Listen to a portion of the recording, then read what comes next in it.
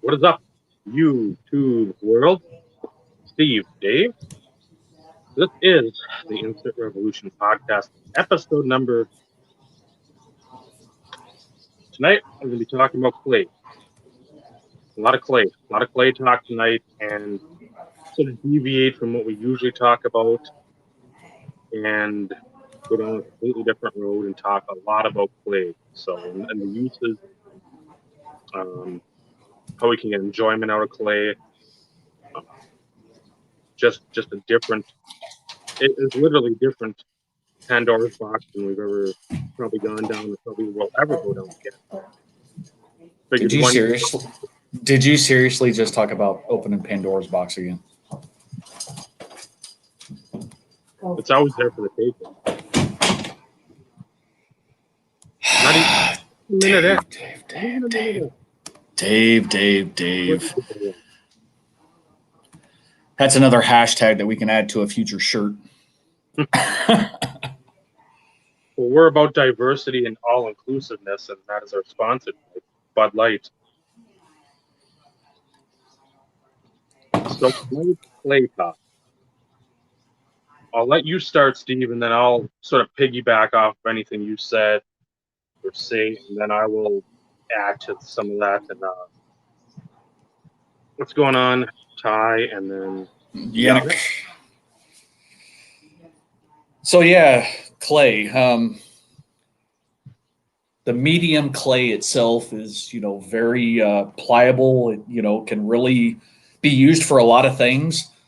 Um, I'm not an artist by any stretch of the imagination, but clay is really useful.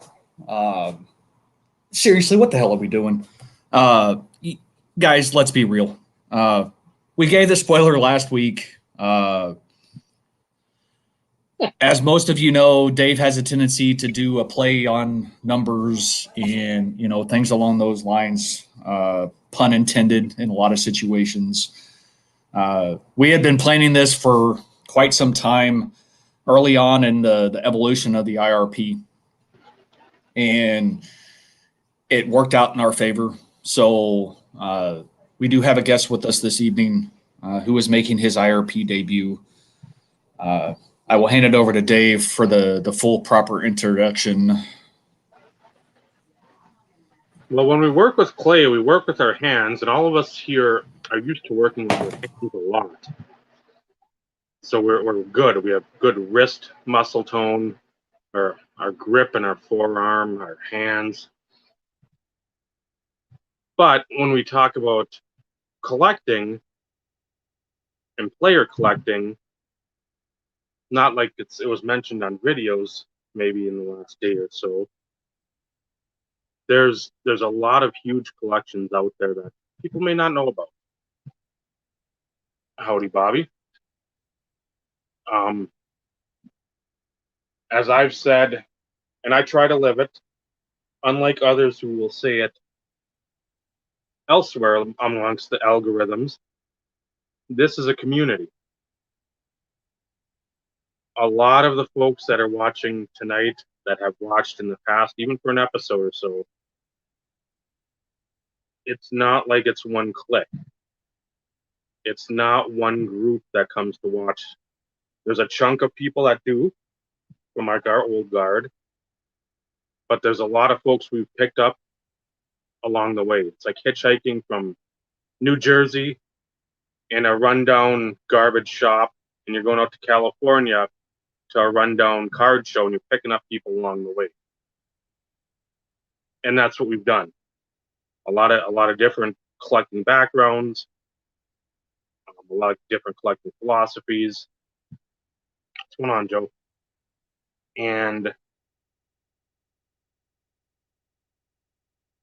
one of the guys that we wanted to get on here has been a friend of ours for 10 years.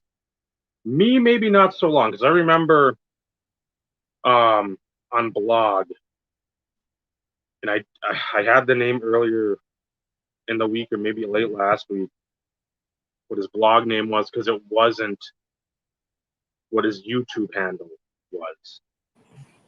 Yeah, I can't even think of what it is anymore.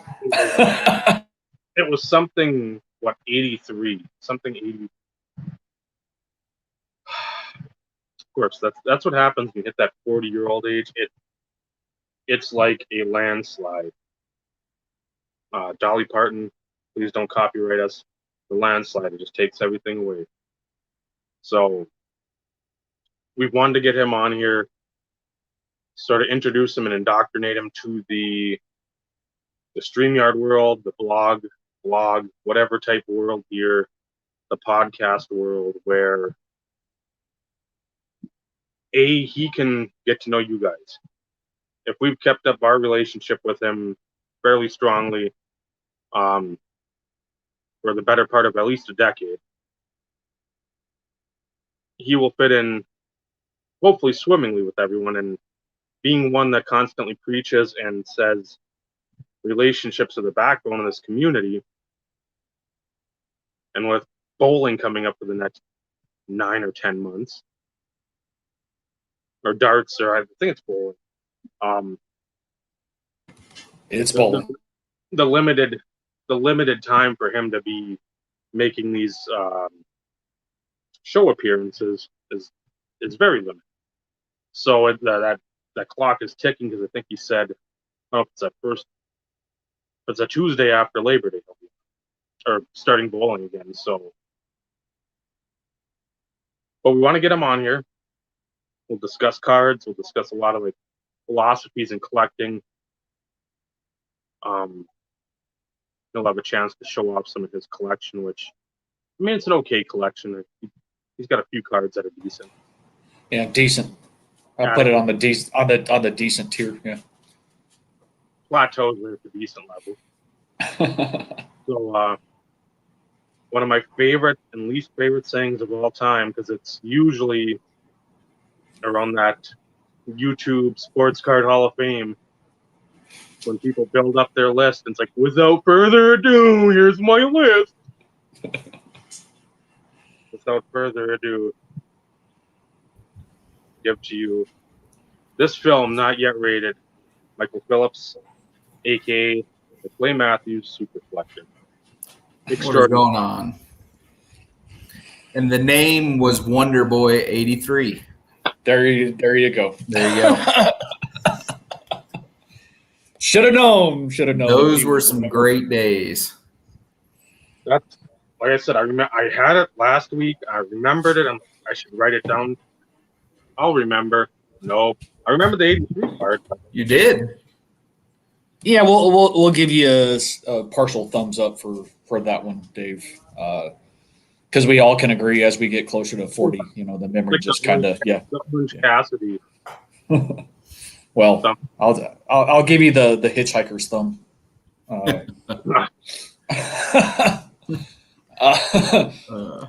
Have no idea why the hell that just happened, but anyways, see, that's what you get when you join us. You just don't ever know. So Dave and I had a chance to kind of sync up with Michael last weekend? Not this past weekend, but the weekend before. Yeah. To make sure everything was going to work swimmingly with, StreamYard for him and things along those lines. And it was nice to catch up.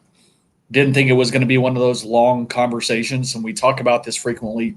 It was over 4 hours that we were online chatting. And, we touch on cards. I mean, you always do to a certain degree because that's the connection that we all have. But, I mean, it went down the path of, his four-legged baby, his upcoming wedding, family stuff. We ran the gambit. And then, of course, we ended up on bands, like going to concerts and stuff along those lines. So that was always an enjoyable conversation. But like we said, we wanted to get Michael on for some time. It worked out in our favor, of course. And, we wanted it to be episode 52. There's the kiddo. Not feeling too good today, unfortunately. So stayed home from school. Oh, and we got a wave. Everybody write that on the calendar. We got a wave. now I'm being bitten. But no, wanted to take an opportunity to, kind of dive into your collection though, Michael, because as a super collector, Dave and I both fall in that same category as it pertains to, that nomenclature. Right. Focusing on one player. Granted, you do have other subsequent PCs. Not sure if you still kind of dive into those as much from a defensive player PC type situation, but we want to focus more on Clay Matthews being your main focus, and even some of your collecting philosophies, because you have a different take on player collecting than, let's say, what Dave and I do, for instance. And, to me, it's very intriguing as a player collector how you can, have cards go out, but add cards that just fill a void, I guess. So with that being said, kind of talk about your collection in general. When you decided to start doing Clay Matthews, why Clay Matthews, and then kind of touch on your ultimate collecting philosophies as it pertains to, shifting stuff out to bring other stuff in, and why you do some of that. Okay. Yeah. I collected a lot when I was younger, in my younger years in the 90s, all the way up until 2000, and then stepped away from the hobby until 2010, when I found YouTube and found people that were making card videos and all the newer products and everything. I had no idea where the hobby had gone since I got out of it in 2000. And it was a completely different world. And I was just blown away, and I didn't realize that there was people my age that were still collecting sports cards, and that was awesome to me. And I just got into collecting and met a few people, and the Clay Matthews part of it all happened where one of our fellow person we've known for a lot of years sent me a Clay Matthews auto in a care package, just because I was a Packers fan and have been since I was a teenager, and that Clay Matthews card set it all off. From then on, I've been collecting him. That was in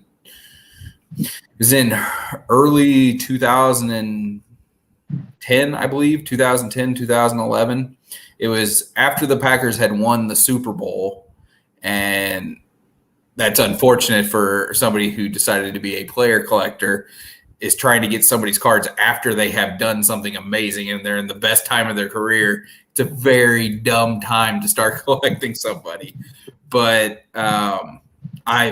defense has always been my favorite part of football. And I was like, you know what? This is who I'm going to collect. He's my favorite player on the defense at that time. And that's just where it went. And it got out of control to a huge degree. As I look around at the stuff that I have around me, it's ridiculous. It doesn't make any sense. I think I never really adopted the super collector moniker until you guys kind of talked me into realizing that that's what it was that I was doing. Because in my mind, super collector meant you're collecting every single card you can possibly get of a player. And that's not what I do. And that's not what I've done. But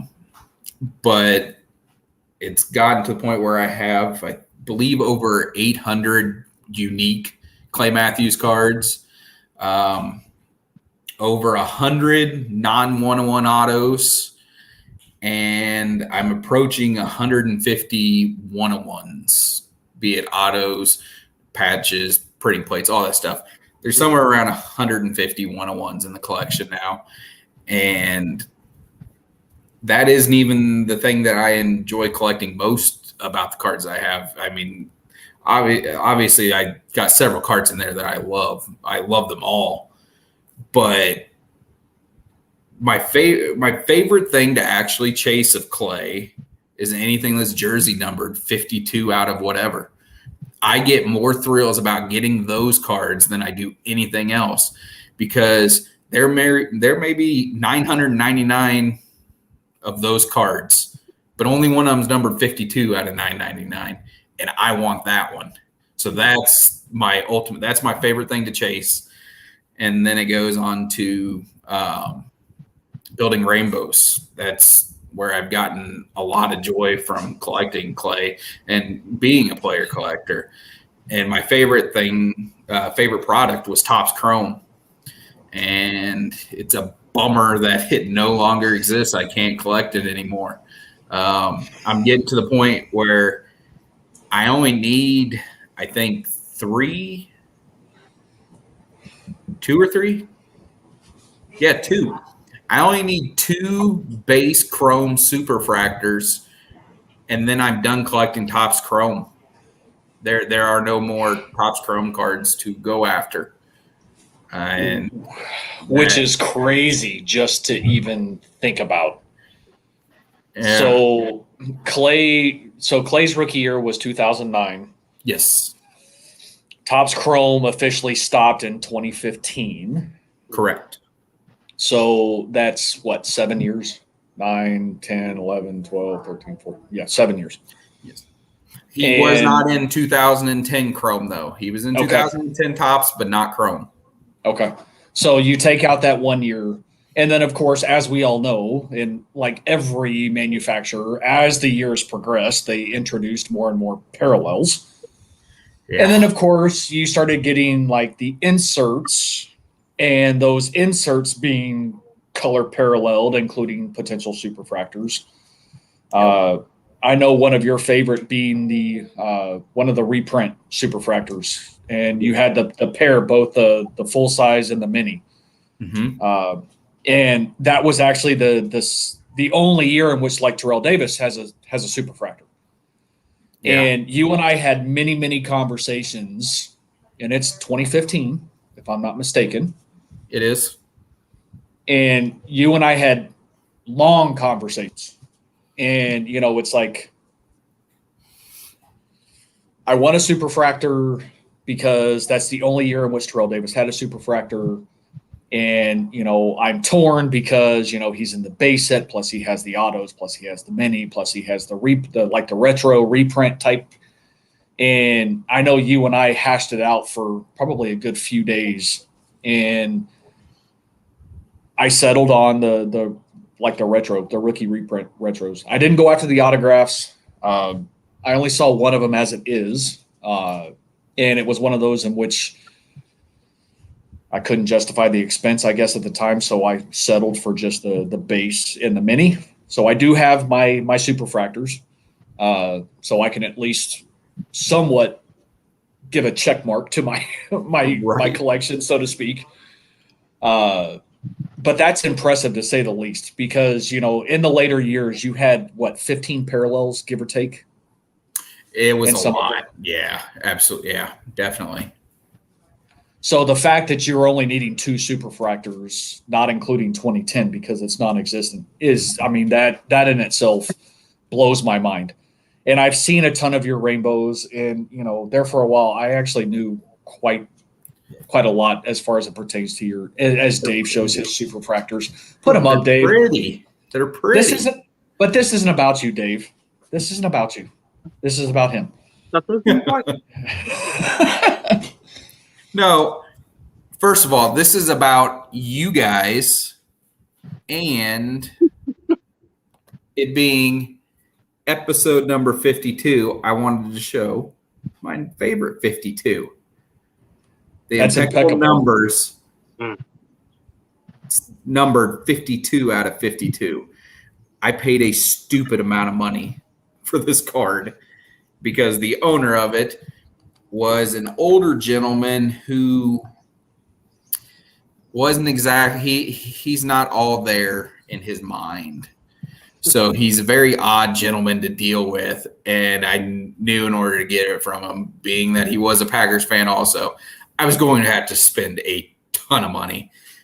And I did. I offered a crazy number and he actually took it. So, but yes, the fact that you guys are at 52 of these now is so awesome.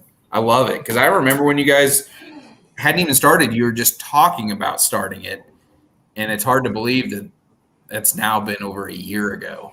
That's crazy. Yep. And I've said it before, and to a certain degree, I speak on behalf of Dave in certain situations, and he does the same for me. But not once did we think that this journey would end up where we are right now. It was, this is not what we expected. This is what we were hoping for, but never could have expected the outpour, the core group of individuals that are consistently here, consistently in the chat, consistently supporting us. It's been an awesome journey, and I'm hoping we do this for years to come. Who's to say that this will go on for another year, another 2 years, another 5 years? We don't know. But the fact that we've reached this milestone has truly been awesome. And I give Dave a lot of props with a lot of this, and I am the first one to say he is the mastermind behind the discussion topics and everything else. So it's his brains. I just added context, and it works out. And it's been an experience, and I look forward to it, ultimately to continue, to be honest. But that's enough about us and the show. This show is devoted to you. So we want to give you your platform, and, really have an opportunity to, inform others and, try and extend and build the connections that we always talk about. Absolutely. You alluded to 52 of whatever being one of your highlights as it pertains to your collection. Uh-huh. And we know you already talked about your 101s, and I'm going to use the terminology, even though it's a load of crap, and we all know it's a load of crap. Jersey number 101, jersey number being 101s, whatever. Right. Do you have a specific count of those that you have that are 52 out of something? I did, but I'm lazy about keeping up with it.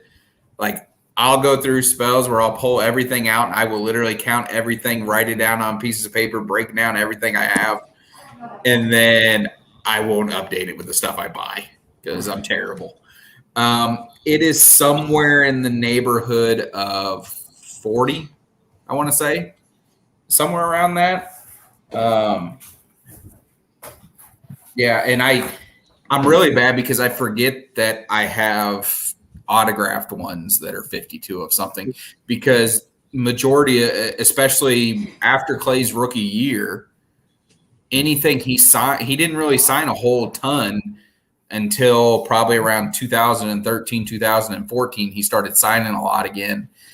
Well, he was short printed and everything. There wasn't stuff numbered out of 99. At most, you get out of 50, so there was no chance of getting 52s. So I forget that I do have a handful, probably 3 or 4 autographs that are 52 out of something. The majority of it is all parallels. Let me see. You're welcome. 6/35. These are all jersey numbered. Okay. Those are all. I get real excited whenever, like, you've got with Donruss Elite, you've got the status. Mm-hmm. So it is number. You'll have 1 out of 52 and then another parallel out of 48. So I try to get those 52 out of 52s if I can find them. And they did the same thing in Donruss. They made a whole ton of parallels, all the different artist-proof die cuts, because that's what Panini does. They just take something and just drive it into the ground and try to make 74 parallels out of a low-end product, because that's just what they do. But one of the things they actually specifically put in there is a jersey numbered parallel. And I've got a couple of those that are 52s as well. But yeah, I enjoy collecting these just as much as the 101s. Like I said, if not more. I like them more because, yeah, the 101s, it's nice. I can be the only one that it's neat to say, yeah, I'm the only one that can possibly own this card. I'm the only one that has it. But I like the fact that other people will build rainbows out of these, and I'll be like, yeah, I built the same rainbow, and I've got the 52 out of in that rainbow, that type of thing. That's just something I get a kick out of having. Well, yeah, and I mean, as a player collector, I mean, I've always had it in the back of my mind. I mean, from your perspective, I know you've paid premiums for sure, jersey number, and not that I don't think it's justified, because, as you said, you can be the only one that has 52 of something. In my case, it would be 30 of something. I understand the premium. I've never denied the premium because I know the quote unquote value it has to a player collector. I get it. Me, however, I refuse to pay the premium. I'm one of those that it's like, hey, I'm a cheap ass. I can admit I'm a cheap ass, but that's also because my budget has been limited over the past few years. So it's like, okay, I can buy said card that's serial number 30 out of 50 for X amount of money, or I can, pick up these two cards that fill two holes in my collection for the same price. So for me, and yes, it's about quality. I mean, it's not just about quantity, but there's a lot of times, at least from my perspective, it's about, how can I get the biggest bang for my buck? How many holes can I fill for my said budget in the event that I come across some substantial listings? And with that said, you're not to derail, but Terrell Davis's checklist comparative to Clay Matthews' overall checklist, I'm not going to say night and day because it's not like Ken Griffey Jr. and Brian Taylor, but I mean there's a disparity where I don't know how many Clay cards there are. What, about 1,500 to 2,000 maybe, somewhere in there, if that. I'm a terrible super collector. I have no idea.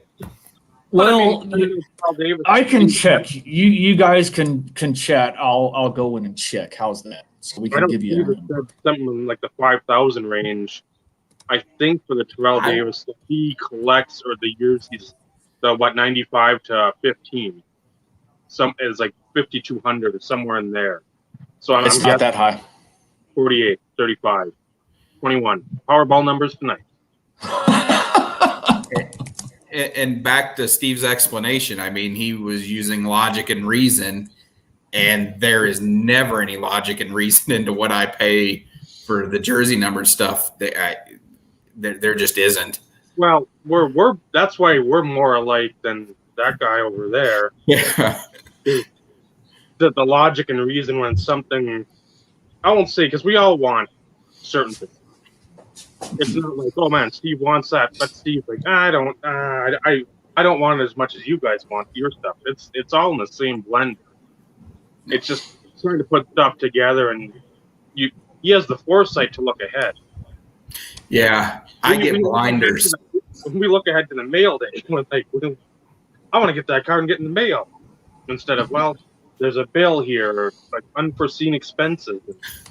We're like, I got the card. Yeah.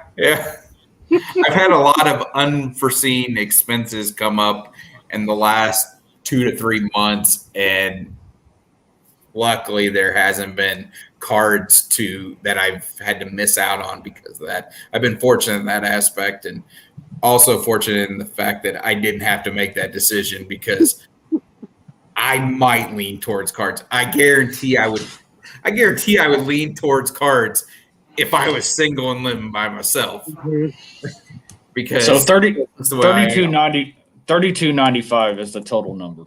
Okay. For Clay? For Clay. That's a lot. Yeah, that's more than I thought. By a good.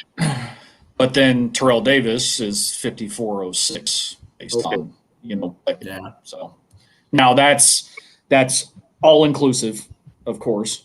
Mm-hmm. And, it's my focal point being all the way up through 2015. And I've even kind of scaled that back to a certain degree and just trying to focus on playing years and try and fill in those gaps more than anything. But Right. 2015 is after 2015, you started seeing a lot more player worn stuff. And, it's one of those in which we've all had this conversation. And we're not going to go in depth on that one because the three of us are very adamant when it comes to player worn Us stuff. three are in staying away. agreement. Yes. It's easy for you to do. That doesn't count. But that's when a lot more player worn stuff started coming out. So it's it just deflates my interest, so to speak. But yeah, so that gives you an idea, Michael, of the total number. Now, That's because the way Beckett does their stuff, though, there's varying numbers. So when you actually click on the player itself, it'll tell you so much. Mhm. But then when you go into each individual years, your counts may be different. So if you went and looked up 2009, there could be 365 cards. In 2010, it could be 522, and you add all those up, and you're either more or less than what is notated when you click on the player. So interesting. Go figure. Yeah, go figure. I've been fighting that battle forever when it came to building my checklist. I'm like, wait a minute, my numbers don't match up. I'm showing more. You know what? Who cares? I started to mess around with a checklist and a spreadsheet last year. The spreadsheet because of Luke. Luke took the time to get the checklist and send it to me. And then I was going in and just kind of marking off what I had. But I ran into a situation there where I've got cards in my boxes that don't appear on their checklists. They don't have them anywhere. And I don't take the time to message them and say, hey, you're missing these, because they likely don't care. And I'm sure they get literally 1,000 emails like that every day. Yeah. But I know they exist because I have them in my hand. I have a few that are like that.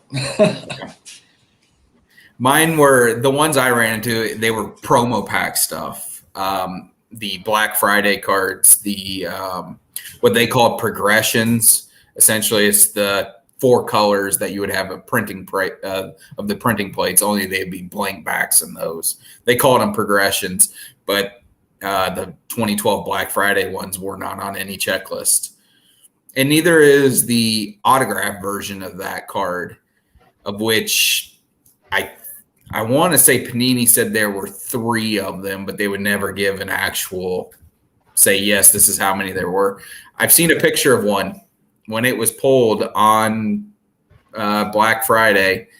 I saw it on one of Panini's blogs that day, and not one has ever surfaced for sale. And that's a card that's way up on my list. And it's of him doing his big old flex. It's cracked ice and it's autographed, and I want it bad. And I've just never seen it for sale. You and your luck when it comes to things, those that get high on your list, although they may take 9, 10, 12, 30, 52 years in order to have them surface somehow, shape, form, or fashion. This is the luckiest guy I've ever known when it comes to cards that are high on the want list, that mysteriously appear at the most opportune time, and he's able to acquire time. Exactly. So luck has always been in his favor. That is for damn sure. When it comes to things along those lines, I've been asking all the questions. Dave, do you have any questions? I mean, I have more, but it's more along the lines of which I figured I'd give you a chance to chime in here. When you go with that sort of statement, I want you to tell the 09 Super story, Top Stroke Super Fractor, because that I've seen for my collection, Josh Johnson. I've seen the 06 one that's autoed. I saw that pop up in, I want to say 2011. I haven't seen it since, and it was the first month of the year when he was on. I've said before, I should have not cashed out per se, and there it is. the '09 Super. Yeah. I could have sold a bunch of the doubles, some of the stuff with the Verlander. I've got triples, quadruples, tens of. Made a bunch of bank, and then I probably went after the Super because the last price I remember at was over $600. So I don't know where it's at, but if somebody paid that much, I can't imagine them even considering giving it up because it's like at this point you're not going to get that. Right. It's like that's the investor thought process of that time. But for you to have this story and it be a positive one in your regard, even with the price that you have paid, which you were still comfortable paying because you knew where that price threshold was if it would have reached the open market. And we messaged, I don't know how many times about that card and talked about that. But I'll allow you to explain the whole situation. I mean, from when you first saw it, and then sort of catch us up, like, okay, this, because I know where it goes, but I mean, I'll let you have the floor.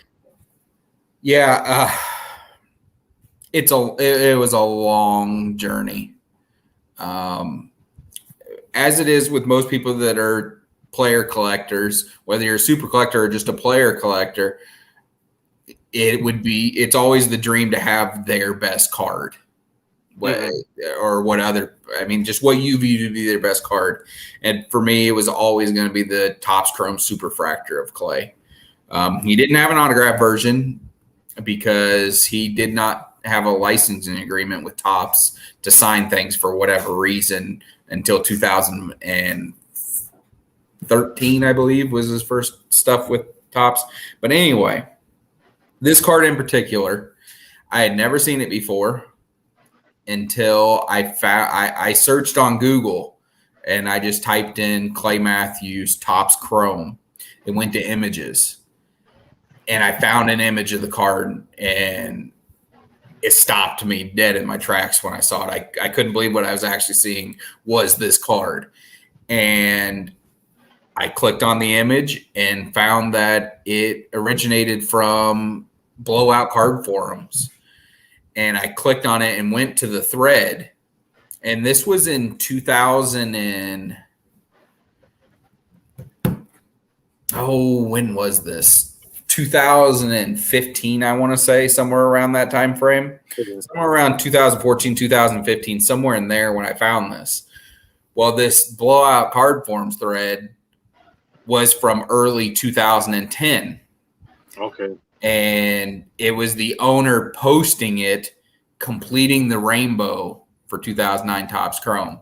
He got it from the person who pulled it right after the product came out. Somebody pulled it. This guy got it on eBay, and it was bought and in a collection before I even started collecting clay. So I can't regret missing out on it. It's not like it listed and somebody bought it before I could even see it. That isn't what happened. And I decided to reach out to that person on Blowout, message them, just cold message them, see where it goes. And I got no response, none. And I looked at his account, and he made that post, and then like for a few years didn't post anything. And it seemed like that's how his account would go, is he would log on and then log off and not log on again for a couple of years. And once I found that, I just decided to once or twice a year just send an email, private message to him, just letting him know I'm still out there and I still want this card if he still got it. And eventually he got back to me and told me that yes, he did, and he did still have it, but that he had zero interest in selling it. And that's just how it ended. No matter, I tried to offer him some money. It wouldn't have mattered what I offered him. He didn't want to get rid of it at that time. And that's just how he was. And I understood, because that's how I am with a lot of my stuff. Mm-hmm. And this went on a long time, plenty of messages unresponded to. And it just kept going and kept going and kept going until 2000, and then during all this time, I told a few people about this. I told Dave about this card and a couple other people that, I found the card. I know where it's at. I know the owner, but I didn't make any threads on Blowout. I didn't bump that thread saying, hey, I want this. I didn't speak it to anybody else in the hobby that wasn't my super close friends I knew wouldn't post about it anywhere, because I just didn't want a whisper of that card being out there and have to face competition going after it. And out of the blue, and I got really lucky, and I got a message from the guy saying that he was ready to sell and that he was going to be listing it on eBay that weekend. And I panicked because I couldn't believe that I was finally being told that this card was going to be on the market. It was finally going to be for sale. I didn't care what the price was going to be, but I did not like the idea of it getting on eBay and getting onto the open market. And it terrified me because while I know there are other clay collectors out there, there's plenty of them. My more worry was the big time deep pocket packer collectors out there that will specifically buy the best card of certain players. And that's what this would qualify as, and it scared me. So I messaged the guy and offered him a large amount of money after he said, I said, I appreciate you letting me know you're going to be posting this for sale. I said, but what price would it take for you to just sell it to me now and we skip eBay? And he didn't give me a price. I offered him a lot of money, and I could tell by his response that it wasn't enough to sway him into saying done deal right now. And I went back to him and offered him an even larger sum of money, and he finally agreed that that's the price that he's like, that's fine, we'll do that. And I was excited that he said yes, but the money hadn't been sent to him yet, and I didn't have a tracking number yet, so the deal wasn't done. So I wasn't celebrating. I was still nervous as hell and just all anxious about the whole situation. And we agreed to the price, and then I'm like, hey, can you send this FedEx overnight? I will pay for it. I said, I've already offered you this much money. Let me throw in another $50 to make sure that you do this. And he did. And it came to me it got shipped out to me, and I had it within like 15, 16 hours. And he shipped it it was bomb proof. He sent it inside, just to give you an idea of where this guy had kind of stopped collecting at the time. He sent it in it was either 2000, I think it was 2007. It was Adrian Peterson's rookie year. It was an empty box of 2007 limited football. He had wrapped it up inside that, and then wrapped that box, and then it was just a Russian nesting doll and this big old box, and it came in, and my fiance was at home, and I was giving her play-by-play. It's out for delivery. Don't go anywhere. Don't fall asleep. They're going to be knocking. You need to sign for this thing. And she's been a great sport about that, because I get really crazy when things are coming in. I wish that I almost took the day off of work just to be home for it. And but she signed for it, and I was able to get it, and it's the most money I have ever paid for a card. And thinking on it, I don't know that there's anything out there still of clay that I'm looking for in my PC that I would pay what I paid for this. I don't think there is. Not that I couldn't, in my crazy warped mind, justify spending more than this on a single card. I just don't know that there's one out there that is. Because there's no rainbows where I'm missing this card so bad that I have to spend that kind of money. There's nothing I have to have that bad. But all in all, this card, I mean, I don't mind saying what I paid for it. Between shipped and everything to me, whether it's worth what I paid or not, I haven't really thought about it much. You don't care? I spent $1,000 on this card. I offered the guy $950. $950 was the number that got him to not list it on eBay. And then I threw in the $50 to have it shipped overnight. And would it have gotten that on the open market? It's possible. My bid was going to be at least that. So I don't know if there was another person out there that was willing to spend that on it, but I was not willing to take that chance. And had he said no to the $1,000, I don't know where that would have put me. I would have let it go to eBay. Mm-hmm. And then I would have somehow talked myself into bidding $1,500 because that's just how that works. And who knows if it would have went to auction, maybe I win it for $500. I don't think so. I don't think that's what would have happened, but you never know. But yeah. Well, because I mean, there's other Packer collectors, there's other clay collectors. There's another one on Instagram that has a lot of nice stuff too. So it's one of those in which, even if it was just the two of you, who's to say that it wouldn't surpass that? Right, and he's one of those guys, and I know what he's paid for certain stuff. He's paid more money than I was willing to pay on things. So I could see him going super hard on this and beating me out on it, and then I would just be crushed. Because there's been a couple cards in the past, in the years that I've collected clay, in the last 10, 11 years I've collected them, there's been certain points in there where I've lost out on something, and it just dejected me to the point where I was done for 4 to 5 months. There was nothing out there that excited me to pick up. It's like just none of it was as good as what I missed out on type thing. Nothing replaced that for me. And yeah.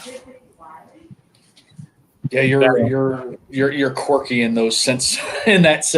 But then again, I can relate.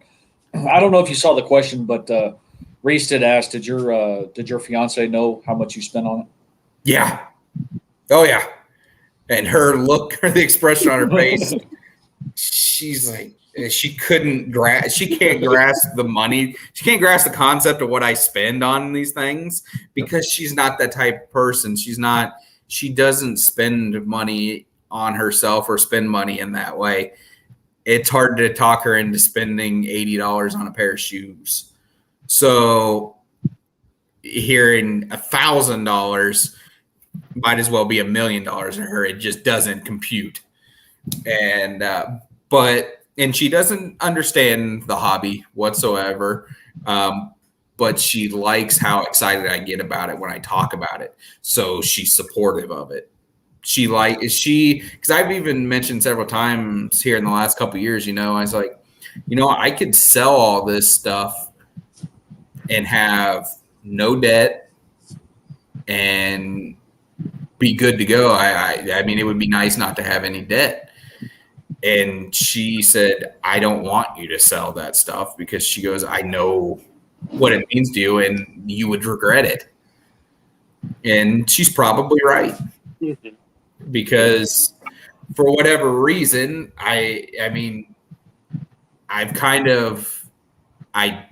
it's such a gross thing to say, but I identify these cards over here with who I am in a sense. I mean, it's not real, but it's real in that sense to me. That's how I think of it is. Who am I amongst a lot of, I have you guys and I have a lot of really good close friends that I talk about stuff that has nothing to do with the hobby. Mm-hmm. But then I have a lot of hobby friends. And if I'm not the guy, the Clay Matthews guy, who am I to those people? I wouldn't be anybody. Mm-hmm. I'd be the guy that used to have that crazy collection. And now he doesn't. I wonder what he's doing now. And I would just find something else stupid to spend my money on. That's what Well, I would do. and I mean that's valid, but I mean to Dave and I and you know the old crew, so to speak. I mean, you're Michael. That's who you are. That's who you've always been. You know, once you get past the whole aspect of collecting, you are Michael, and that's it. Yes, we know what you collect. You know, it's not just Clay Matthews. I mean, you do have a Packers collection. At one point, you had the defensive collection, which I've added a card that came straight out of my PC. And I still haven't picked up a Romanowski auto since I sent you that. That's still on my list of things to do. But it was one of those in which, you know, and that's what I love about what the hobby used to be like. Not saying that it's not like that now. I mean, there's still a lot of people in the card collecting community that still look after each other. I mean, it's still a thing. You still see care packages. You still see some trades going on. You know, but when we talk about our prime, so to speak, in the YouTube world, care packages were like flying around the freaking globe, almost like daily. It seemed. Yeah, you had your pickups, but almost every video that you watched, there was always a care package. And you know, as you and I kind of built our relationship over the years or whatnot, you kind of shift and focus. Yeah, you were still all about Clay, but then you were like, I have this list, and this is my list of defensive guys that, you know, I just want an autograph of. And I'm going to be very selective of what the card is, who the manufacturer is. You know, it's got to speak to me almost, you know. And I'm sitting there going, I don't know what the list is. I haven't seen the list, but yet he's talked about players that he's picked up over time. And I'm thinking, all right, I got to add something to this list. I got to add something to this collection. And that's the first card that came to mind. And, you know, it's one of those in which and I've said this before, there are times in which I go back and watch old care package videos from people. Just because I do the same thing. You're in one of those moods, and you're like, it's not that you're down in the dumps or you've had a crappy day. It's like you almost kind of need just like a little pick me up, and you go watch those videos of things that you've sent to people just to kind of put a smile on your face, because there's a lot of times in which, let's be real, we're people. We have jobs, we have lives, we have significant others. You know, just we have our outside lives. You know, most of us only show so much to the YouTube world as far as what's kind of going on in our world. And there's nothing better than in those times watching a video and hearing somebody say, you know what, I really needed this. You know, this made my freaking day. And, you know, it really cements the fact that the relationships really are the key to all of this. The cards are great. That's what brings us together. But, you know, it's to know that you have an opportunity to put a smile on somebody's face after a shitty day of work. There's your profanity for the evening.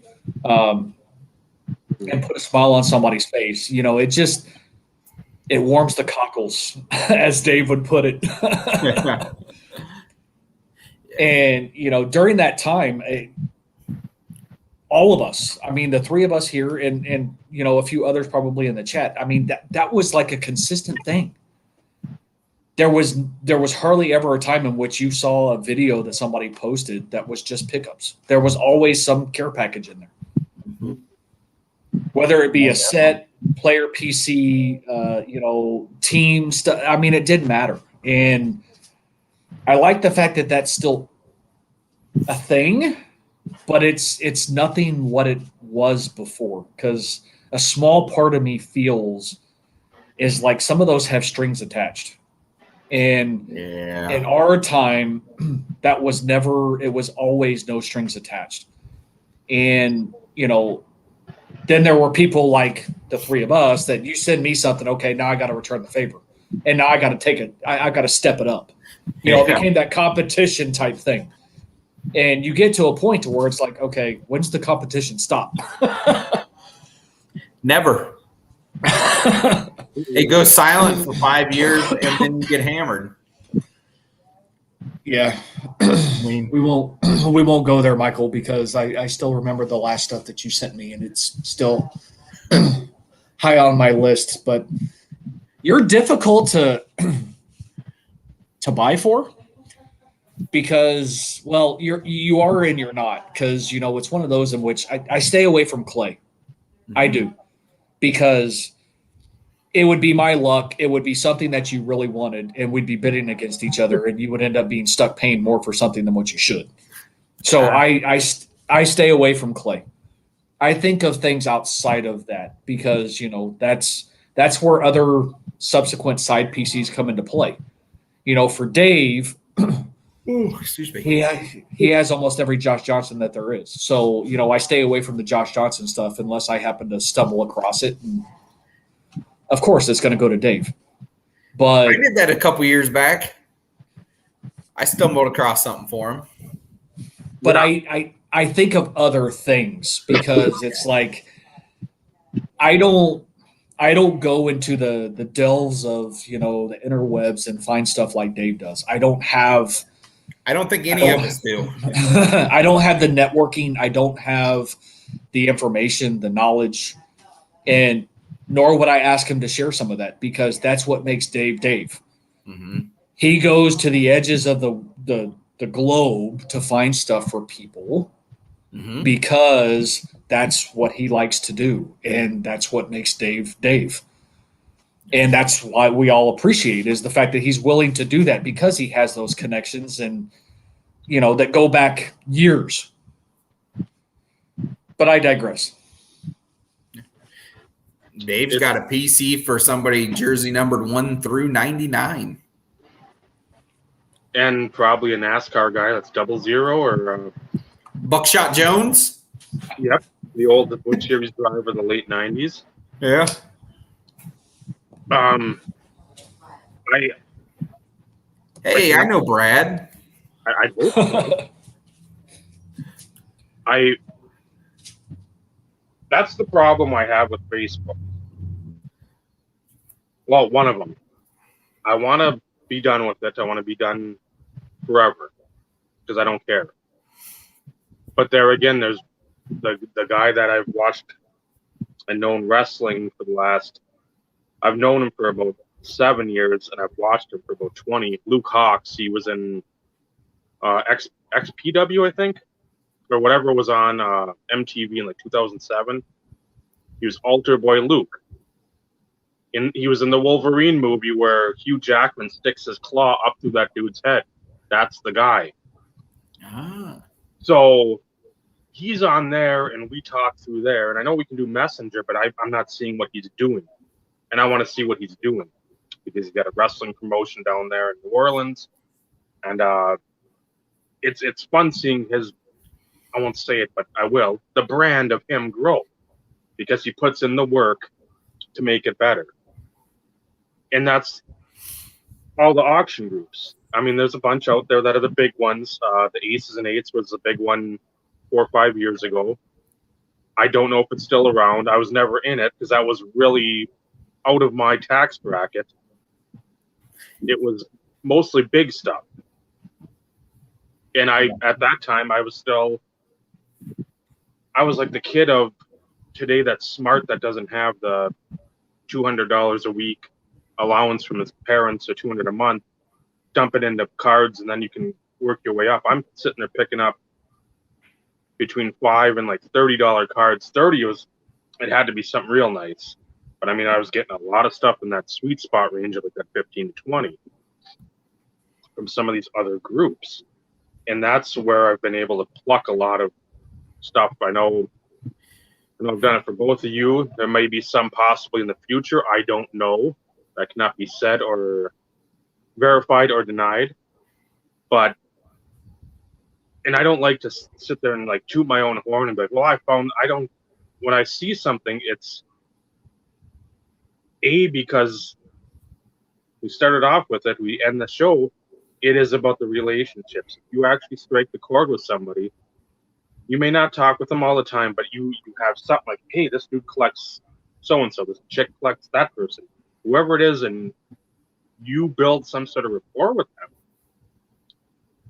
You will go not out of your way, because if you're looking at this stuff, you're like, okay, scroll.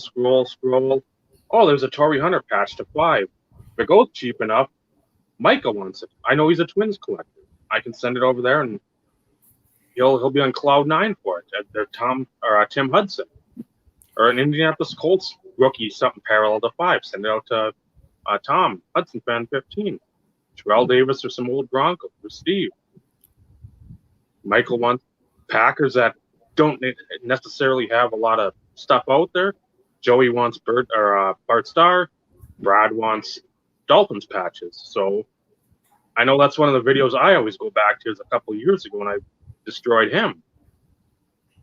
It's not because I feel good about adding to the collections, because I feel good about knowing enough about the person that even if it's a Daniel Thomas logo shield, he's going to fucking love it because it's a Dolphins card.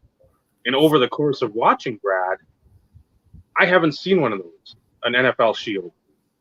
So that might be his first one. I don't know, but I'm in that boat where if it only costs X amount of dollars, I'm not giving somebody a Red Grange auto. I mean, I'm going to keep that for myself. And I expect everybody out there to send me Red Grange, Bronco Nagurski, Ernie Nevers, the likes. Look at that guy. What's going on, Foxy? So there's another old school guy there, Michael. Yeah. Oh, yeah. But that's why I like the Facebook, because I try to keep some of that to myself. There's enough people already in these groups. I don't want the added challenge for something. Okay, A, it might be just something to put away, or B, more than likely, it's something I could find for somebody, one of my friends on here, Instagram, on the other card world, where, again, they may not do much YouTube stuff or whatnot, but you actually listen to the people in their videos, and you're not just like putting it on mute and watching, okay, he's got this, whatever. When you hear the stories, when people bitched about, oh, it's a 15-minute video, 20-minute video, well, it's a story that's worth telling. If somebody's that excited about a card, I don't need a 4-minute video where you're acting a fool for 2 minutes, loud and obnoxious, and your crew of people are excited, and then you show 2 cards and you get 50 comments. That's dumb. That doesn't build anything except one's ego. And we had a lot of that. But when you had the people that took the time to explain, well, shit, I've been looking for this Bledsoe 94 refractor, the finest, for a long time. Every time I've had it, it's been either too much, on eBay, the bidding would get out of hand, then I finally got it. Then you're excited. You want to talk about the progression, the steps to leading up to the actual physically owning the card. And that's where I like this show. I like the group we had then, where it was more, you had the overall group, but you had like sort of pockets. We didn't stray away from everyone, because I mean, we try to keep it as cordial as possible, and sometimes that didn't work out, but we're all grown men, so you expect us to get along. Good luck. We're all going to have our opinions, and so to have everybody agree, you knew that wasn't going to happen. But as time went on, you're like, okay, this guy over here, he seems to like the cards. When we go on the blog, we'll chat a little bit in the private message or the DM, because you could have the four people talking away from like the main chat. So if you got a good conversation there, it's like, okay, now I'm starting to connect with this guy. Let me write him down or put a check mark by him. Like that's one I want to deal with. And there's some others, you see the foolishness, and it's constant. It's like, well, I don't know. I can build something, but it's going to take a lot of time, and it's not going to be a two-way street. There'll be me building while the others building the ego. So to loop back around, it's like, why send the cards to these people who are just going to use it as a platform for them? instead of somebody that's actually going to appreciate stuff. Yep. And so I'll spend, not to flex, but I'll spend like the money if I see fit for a card that I know somebody's going to like. And it's not going to just be like, it's an RPA out of NT. It's going to be something where you're going to have to sit back and just be like, wow, I can't believe this is in my hand. And it just, you don't believe somebody do that for you. And that's what Michael did at the show. What was it, 2017 or 18? Must have been 18, because I was down there in 16 and 17. Yeah, that sounds about right. He found at the show, because again, he's like, I'm going to go to the machine hall or whatever. The Machinist Hall show. And no, I think that was semi in lieu of the trade night, or the free national, or whatever it was. Something was going on. I don't know if that was another time Ryan had a kid, maybe, and something was going on. I don't exactly remember. I mean, Ryan was at that show. Okay. Yeah, he was set up there. And in fact, the booth that I found that in was right across from him. Okay. Yeah, and I couldn't. I walked around the show a couple different times, and I just stuck my head in that case, and I was looking around, and I was scanning, and I saw that card, and I was like, "You gotta be freaking kidding me!" All this stuff in this room, and somebody has not just that card, but that player in their showcase was baffling. It was like, there ain't no way that's actually sitting there right now. And then, yeah, it was awesome to find that, because I knew that you would love that card so much. And obviously you didn't have it. And I was like, his mind's going to be blown that this card is in St. Louis, Missouri right now at this show that I'm at. And for those of you who are wondering, of course, it's not near me in the pile of the warehouse. 2006 Bowman Chrome Giraffe, Josh Johnson Superfractor, BGS 95. Because I know when you texted me and said, you got to call me, or I answer your phone, like, or you're something about calling. I'm like, something's going on, because it's either something for someone else or you stumbled across something. So, yep. And that was, I think, I don't know if John was with you or not. Yeah. And he said something about just keep it a surprise, and you couldn't. I couldn't. I was a child. There was no way I was going to be able to buy that and mail it out to you and just keep it that way and surprise you. I didn't have that kind of self-control. Still don't. Some people do, but that was, I know I was flummoxed. I was like, you can't be serious, because enough time had passed since Josh Johnson was relevant. It's like, why the hell are you going to put that out? Yeah.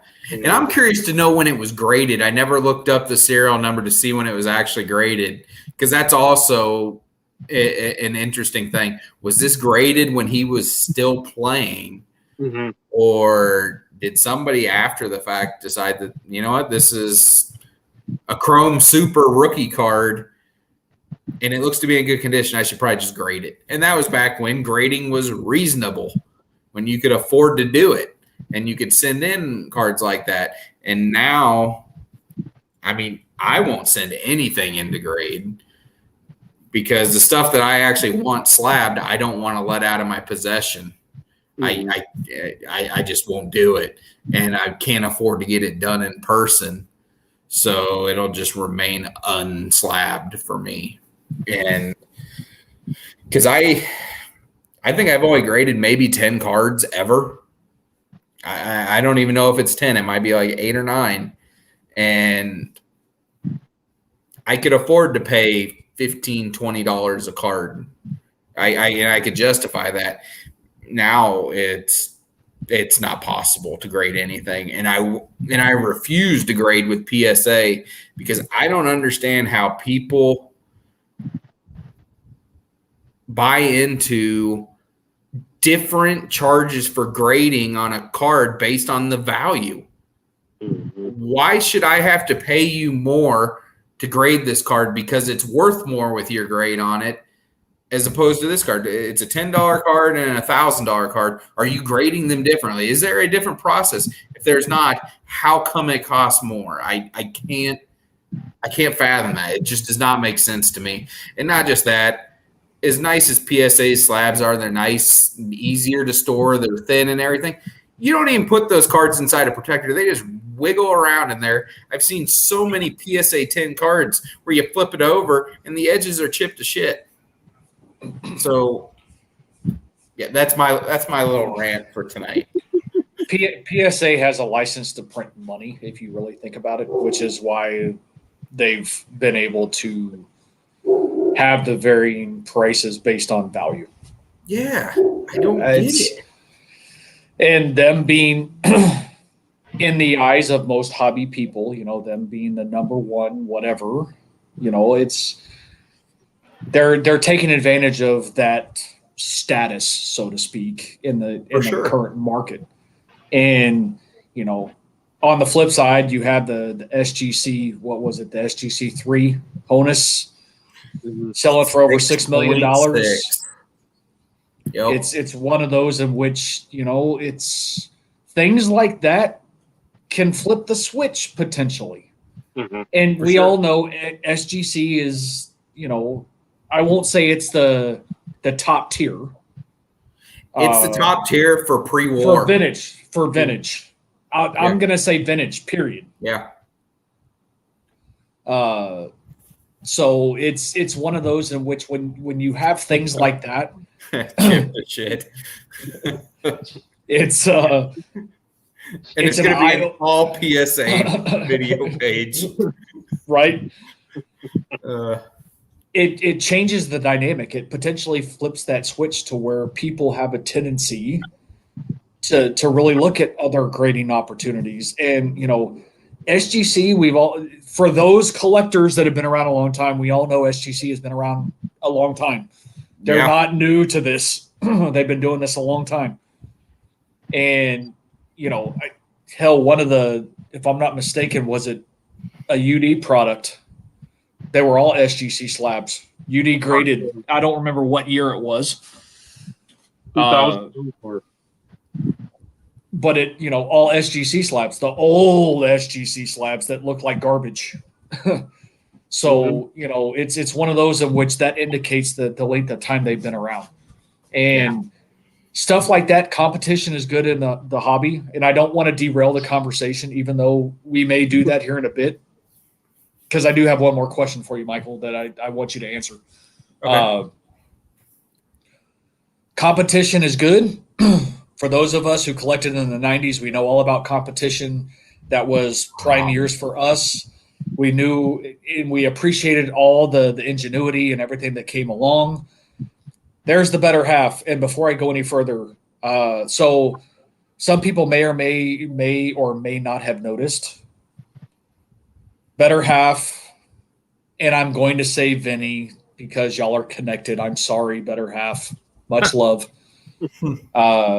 They have gifted us the full version of StreamYard. So this is our first episode of using full StreamYard. So you may or may not notice the difference, but there's no StreamYard logo. The tiles are a little bit bigger for us, so you're getting more of us, so to speak. It's not the smaller type ratio.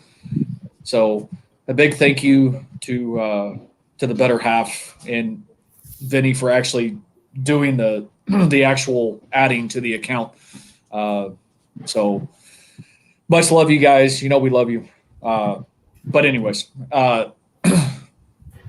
yes, we are, and it's all because of people like you guys. I mean, that wouldn't have been possible without them doing this. So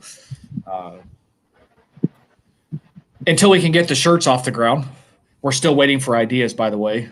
Hint, hint, folks. That was an open invitation. We actually want the freaking feedback. It's not rhetorical. Anyways, but competition brings ingenuity. It really does. And for those of us that collected in the 90s, we know all about it. We appreciated it. We loved it. Dave and I are big Pacific guys. We've had this conversation multiple times. We love Pacific. We are like, I don't want to see we're Pacific fanboys, but Pacific is really high up on our list as it pertains to their ingenuity in what they brought to the table. So when you add competition, it's no different than with third-party graders. You know, the more competition you have, the more options you have, whether it be price point related, whatever. And as they continue to build reputation, so on and so forth, you're going to start seeing the same thing kind of get on with the pricing. Pricing is going to adjust itself based on, you know, length of time in the space, sales. So it's one of those in which these are all positives for the hobby, no matter how you slice it. You don't want just one. Mm-hmm. And we all know what Panini has done to the football market. It has completely and utterly ruined it. And I'll say it.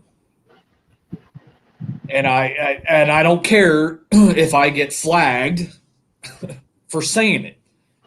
They have completely screwed up the football space. They have so many products they have to produce. It then kind of waters things down. The ingenuity isn't there. They're kind of just going to the well multiple times. It's boring. It's not innovative. It's garbage. And hopefully, what they sign, a 10-year deal with the NFL. Wasn't that what it was? Yeah, back in it was 10-year exclusive. And that was when? 2000, and it started in 2016. Shit. So we still have another 5 years. Yeah. Which, you know, that doesn't go well for me from a football perspective. But then again, I digress.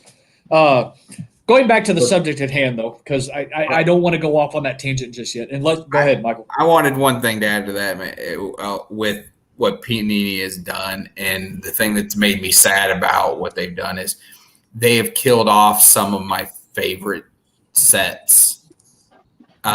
Certified used to be the best. That's one of my all-time favorite products back in the day was their certified stuff, and now it's an afterthought. People buy it when it first initially releases until another product comes out, and then you don't see certified anymore. And I don't understand how something that was so big has now become an afterthought amongst collectors now. I hate that because the Mirror Emeralds and Mirror Blacks are some of my favorite cards in my collection. And sometimes they're hard to find because, especially now, because not enough of it gets opened because nobody cares about it. And that's rough. Yeah, the mirrors, the fabric of the game. Yeah. The differences in which they came to the table with the varying designs. You know, it was – and Dave brought this up on a video not too long ago as it pertains to Panini completely screwing products. We haven't talked about that. We may touch on that a little bit later because it's one of those in which it's hot off the presses, but I don't know enough about it to really comment other than I think it's interesting.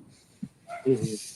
And it could take a multitude of paths as it pertains to, you know, what it's going to look like moving forward. We can touch on that a little bit here in just a bit. And there you something go. that I wonder if the irony of it is lost on them as a company pertaining to fabric of the game. You make fabric of the game of non-player worn shit. You make your little jersey cards and everything, and I get it. But to put them in, just stop making fabric of the game if you're not going to use game used. Agreed. There's people out there that I know there's collectors out there that just collect fabric of the game. They want to build the sets every year, and they're not going to buy the new stuff for the last 4 or 5 years that has 0 game used in it. It doesn't. I just can't imagine building a relic set that has no ink. So it has, the whole point of the card is the fabric, and it's not game used. Ew. Agreed. Well, Dave obviously went to go find fabric of the game since we were talking about it. That's Dorset. I like that, Dave. I hadn't seen that one before. There was a, and again, this was off, I think, of Robestein. Speaking, everybody's got their fabric of the game.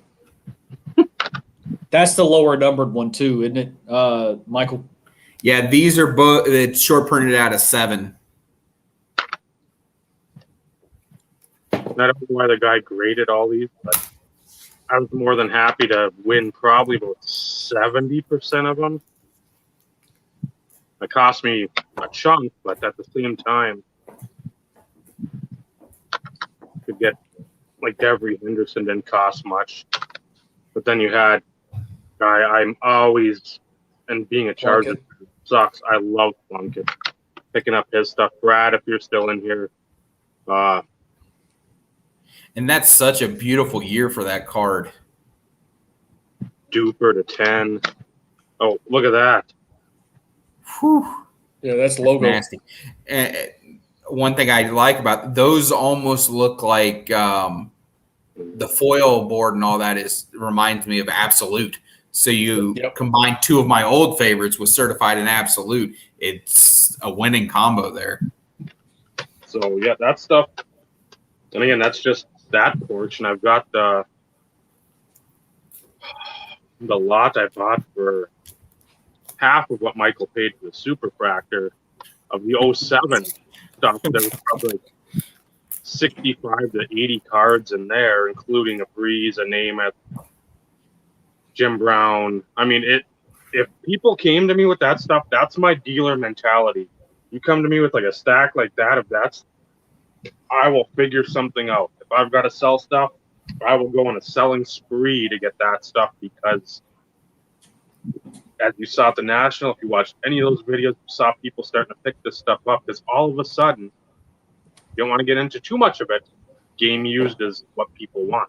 No. Game used has always been what people have wanted. Yeah, this isn't new. No. No. Unless you're talking rookie stuff, then it's most people know. But you understand that. Yeah, you understand that. Mm-hmm. So, but outside of rookie stuff, I mean, player worn is nothing more than just that, or event worn in that situation. And Ty, I'll answer your question. That is not 100% accurate by any stretch of the imagination. Just because something goes to retail doesn't mean that it's one of those in which it would constitute a product dying. There's a ton of products out there that, because hobby is expensive these days, they release a retail product to attract additional collector base. $20, $500, big difference when it comes to that aspect. But retail product in itself does never, quote unquote, kills the hobby or kills the product. Because if that was the case, Prism would have been dead a long time ago. Yeah. You like that? Dave's got his on too. I got my medium. Dave's got his on too. But yeah, then like top updates, blasters of that stuff. I mean, we've seen people open those and get Acuna SSPs, Acuna back downs, Soto SPs.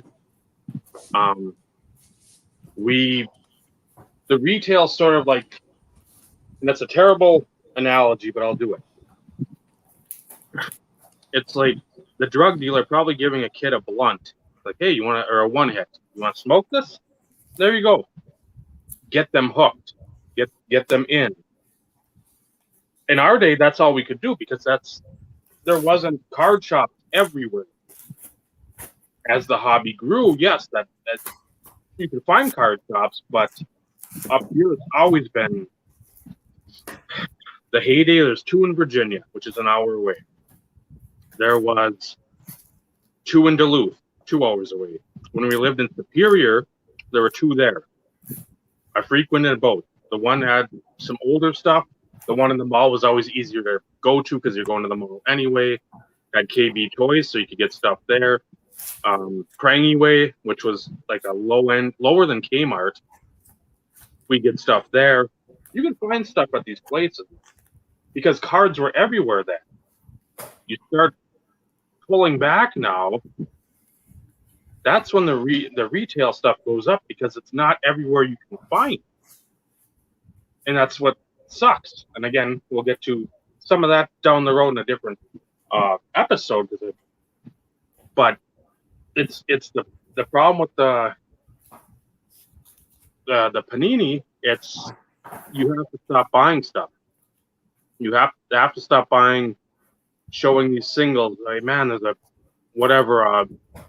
a skid mark prism numbered as 69 that goes for like $10K. You have to stop showing that.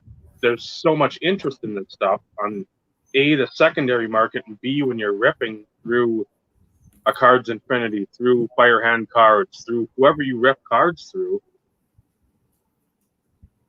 And that's got to be the trickle down. You got to, it sucks to do that to dealers. But at the same time, if they say, hey, we bought 4 cases, we're stuck with 3 of them now. And it's like 2 months after the fact, and it's not like something like, whatever, there's the pupper. Yeah, and Ed's not even here to see the doggo. Yeah.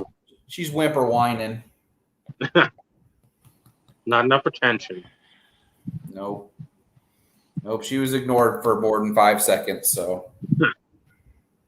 Okay. But that, like, if it's a regular playoff, that stuff that comes out right away, your first brand of the year that has the jerseys that you usually would find at like Target or wherever for a couple bucks a pack. It's not that. It's got to be like the NT. It's got to be the Flawless. It's got to be all these high ends, the opulence for basketball that you're getting sticker autos on. You're getting player use stuff. If you want change in the hobby, that's where it's going to start. By as much as you're degenerate to like, I got to get in these breaks. I just got to get something. Stay away from them. Buy old singles on eBay. There are plenty. I know this because my 99 warehouses that are full of crap because I love cards in that era. Up through now, there's stuff that I like now, but if I'm going to pay for something, I will go and pay for something 20, 25 years ago that's ultra difficult to get instead of something that, all of a sudden it's a color blast because Nini's going to do that to death now. You're going to have like Gizmo Color Blast selling for $3,000. It's like, yeah, you don't need that. The people that are buying that are just not in tune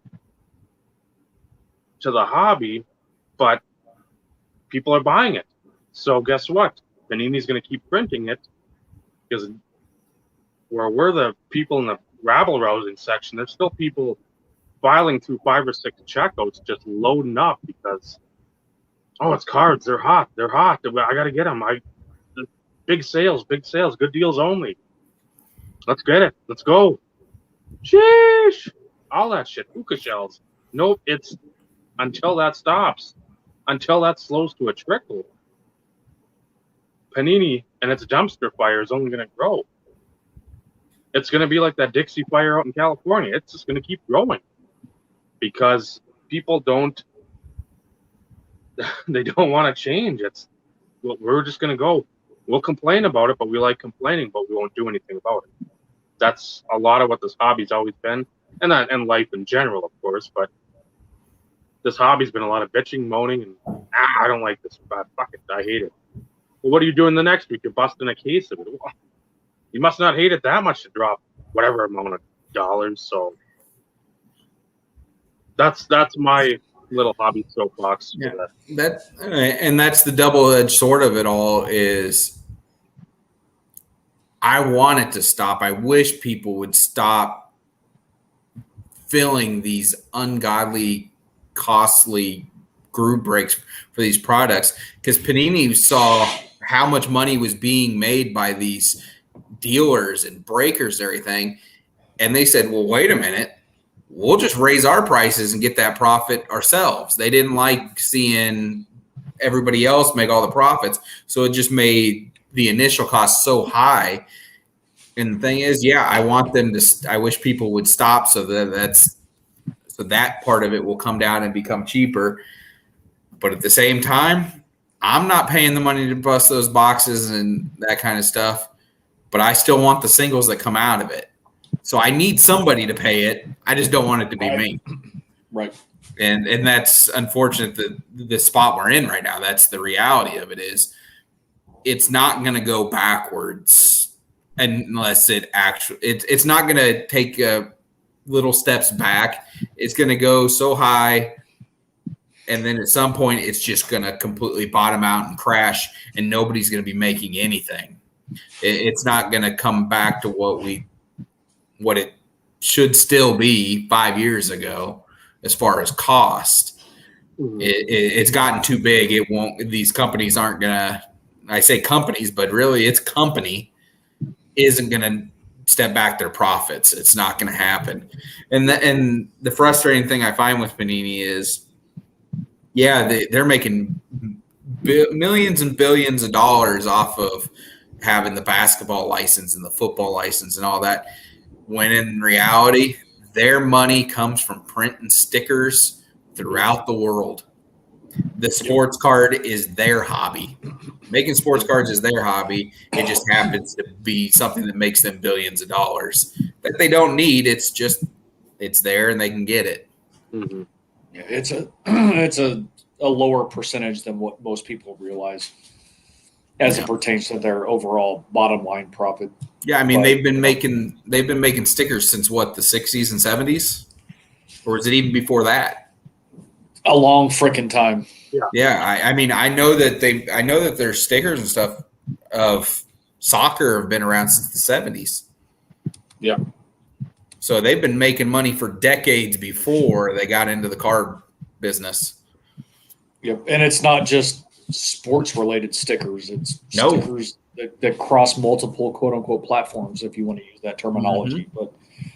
But, and they made the stickers that were in those 50-cent slide out vending machines that we get at Pizza Hut.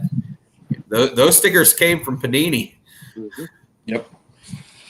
It's like I said, small percentage, but it's a high profit portion, although a small percentage, so to speak, as far as their overall business model. Yeah, because if cards was their main avenue of making money, we wouldn't see the quality control issues that we see with them on even their most high-end products.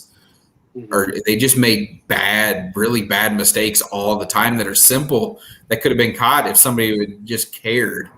Like one of the most recent examples is from last year's NT football, or no, is this last year's? I don't remember. Yeah, it was last year. Aaron Rodgers won the MVP last year. He has a solo MVP on-card autograph from National Treasures that you could pull. 2020 MVP. They had a typo. They didn't put an M. They put the letter N. Wow. And it's right on the front of the card in foil. Nobody caught that. I wonder if Rodgers noticed it when he was signing it and said, man, these people are stupid. Or better yet, I'm not signing this. This shit ain't right. I wish that would have been the case. But I can tell, well, you can tell by the signatures he puts on stuff. He cares so little about cards. I mean, that's why he signs so little. And he does not care about them. He puts horrendous signatures on these things. But yeah, you have to. Like you said, we got way off track. It doesn't matter. We do that, and that's the whole premise of why we do this. We can always go down multiple paths, and it's one of those in which it's nice to have an additional varying opinion as it pertains to things, because you can bring something to the table that maybe Dave and I don't bring up or anything along those lines, or different perspective. I mean, that's the whole the whole greatness of why we do this, because it's not just our opinions. Yeah, it's the whole point of communication. It's not to be an echo chamber. Yeah. Which there are a lot of those that are out there. For sure. For sure. And it's easy to get in that thing. Oh, yeah. Very easy. But before we just kind of, go into other topics, however way we want to approach this, I did have one more question, though, for you as it pertains to your clay focus. Mm-hmm. So, and I touched on it early on, but I wanted to circle back on it and, kind of give you a platform to be able to kind of talk more in detail, because this is not something that I can speak to, because although I understand it, I don't understand it. So for Dave and I, it's different. It's all about numbers. So if there's 3,000 cards in a set of years or player specifically, whatever, then we try our best to acquire. Yeah. You have a focus as it pertains to what you're willing to add to your collection. But on the flip side, you also will move stuff from your clay collection to add other clay stories. Yeah. I just read Joey's comment. That's why I said that. Thanks, Joey. We will get to it, Joey. We will get to it. I promise. And I put Dave on the spot, so Dave, you'll have to send Joey the link here in just a bit. And I saw Joey's comment, but I thought it said, let's do the 1-on-1 national party. And I'm like, I don't know what that is. I had to look at it again. So, Dave, you have a task to send Joey the link, because that is a good story. How though? The what? How? What do you mean how? Do it from your phone. You can do it from your phone. Are you going to make me do it? If Joey message me through Messenger, that's the only way. If I go to text, I jump off the screen. Oh, do you? So figure that out, and if you can't do it, Dave, I'll send it to him via Instagram. And when Steve mentions Michael trading clays for other clays, it's not just like a clay to 25, or hey, I've got let's see, an SP Authentic Auto or Exquisite Auto or something. 101s are going back and forth. Yeah. And 101s to get 101s. And for me, and I know Steve's the same way. If we've got them, you're going to close a casket on us. Our wet, clammy hands, cold. Yeah. That's with us. And I've always said, I admire you for that, but I have no fucking clue how you're able to do that. Yeah, and I think that sentiment is shared by almost every single player collector there is how could you give up 101s of the player that you collect? Even if it is to get more 101s, how can you give up any of them? For me, I have a ranking system on cards that just different products that I like more and I value more. So, for instance, if it's to get a Topps Chrome Superfractor, I am perfectly willing to give up Panini 101s that I have or anything like that. Maybe products that I already have other ones of, like a bad example would be Finites, because I love the Prism Finite, so I don't want to give them up. those are ones I typically do not move. Yeah. I don't know that I've moved any of them. I think I have 3, and they're the 3 that I got, and I haven't moved them.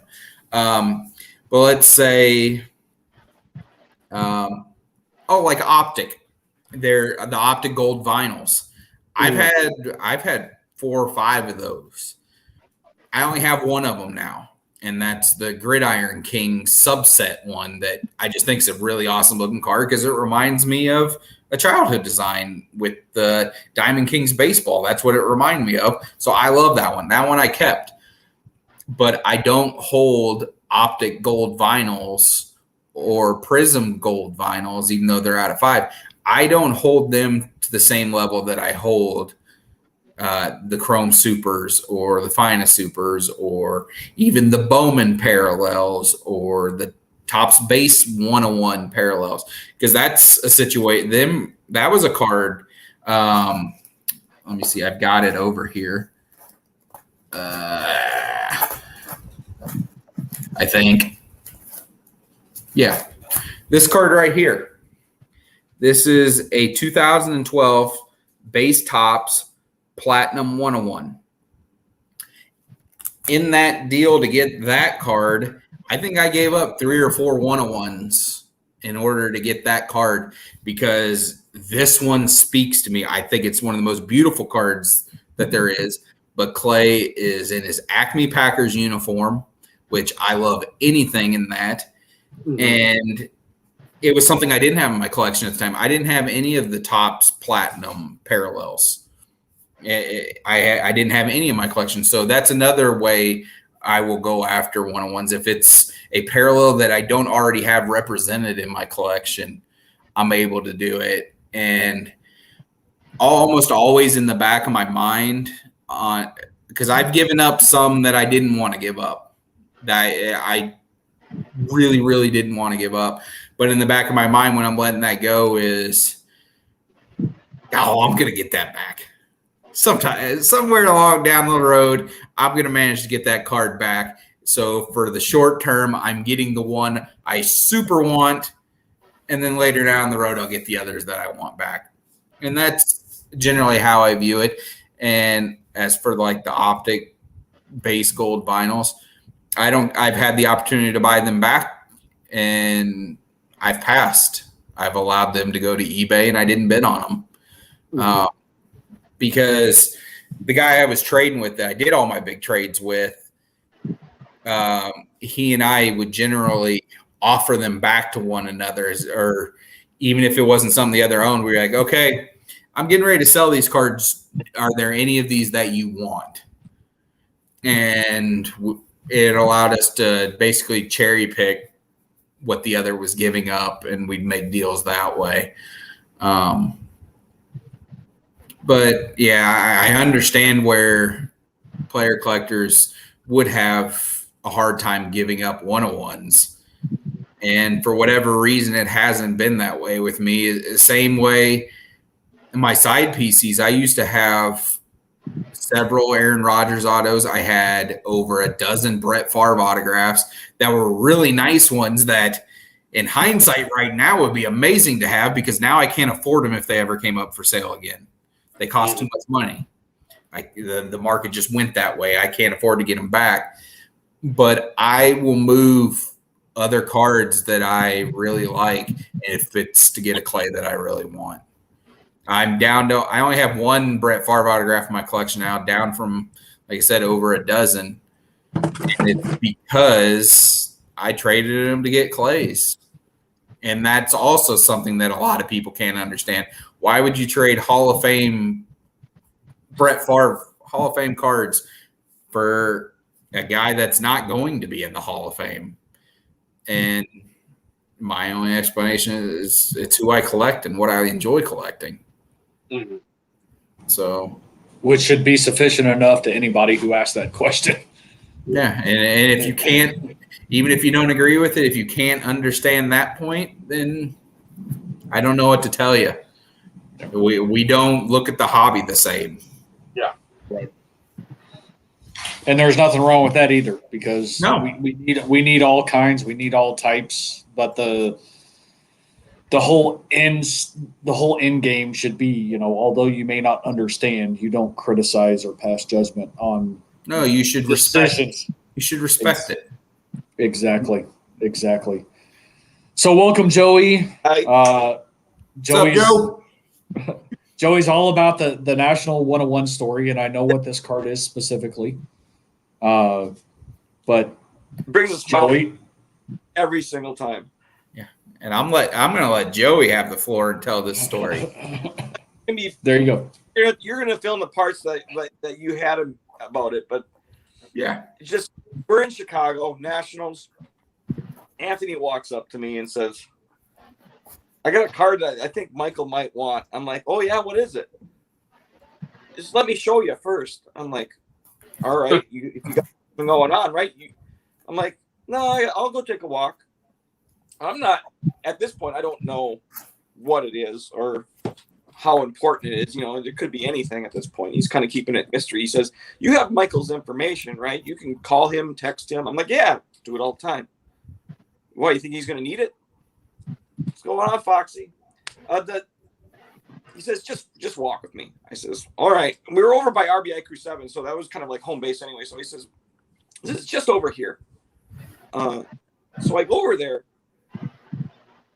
and I see a 9510 101 certified auto. I'm like, yeah, he's going to want it.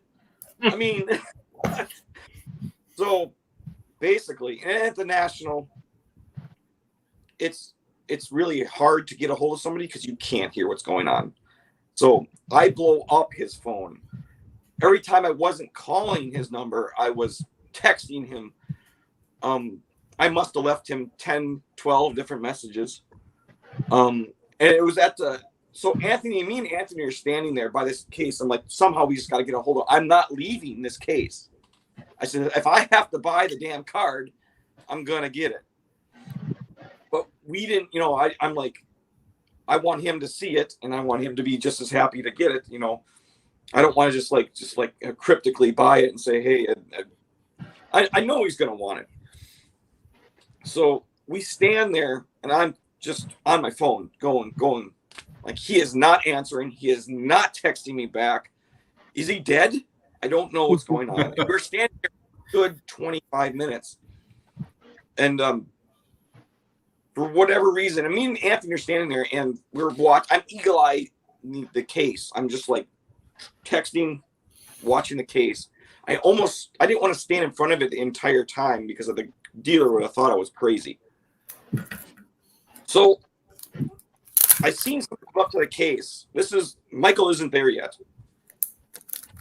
And someone points out right in that vicinity where this card is in the case. And I'm ready to fight. I'm like, he didn't point at, he goes, and he says, how much in the Blake Bortles auto? And I'm like, oh, thank God. I was ready to jump the guy. I'm like, I'm going to buy it right now. And for whatever reason, Michael swoops in, doesn't even acknowledge me and Anthony are standing there. He laser eye focus. How much on the clay? I'm like, hello? Not only did he not get my text or my messages, he just randomly walked by at that moment. And he went, and he's like, I'm going to go get some cash. I'll be right back.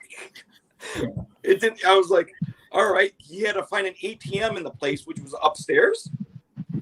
Yeah, went out into the lobby where you first come in, and they had an ATM machine there, and it was broken. So there was some other convention going on up the escalator, and I went up the escalator and found an ATM up there.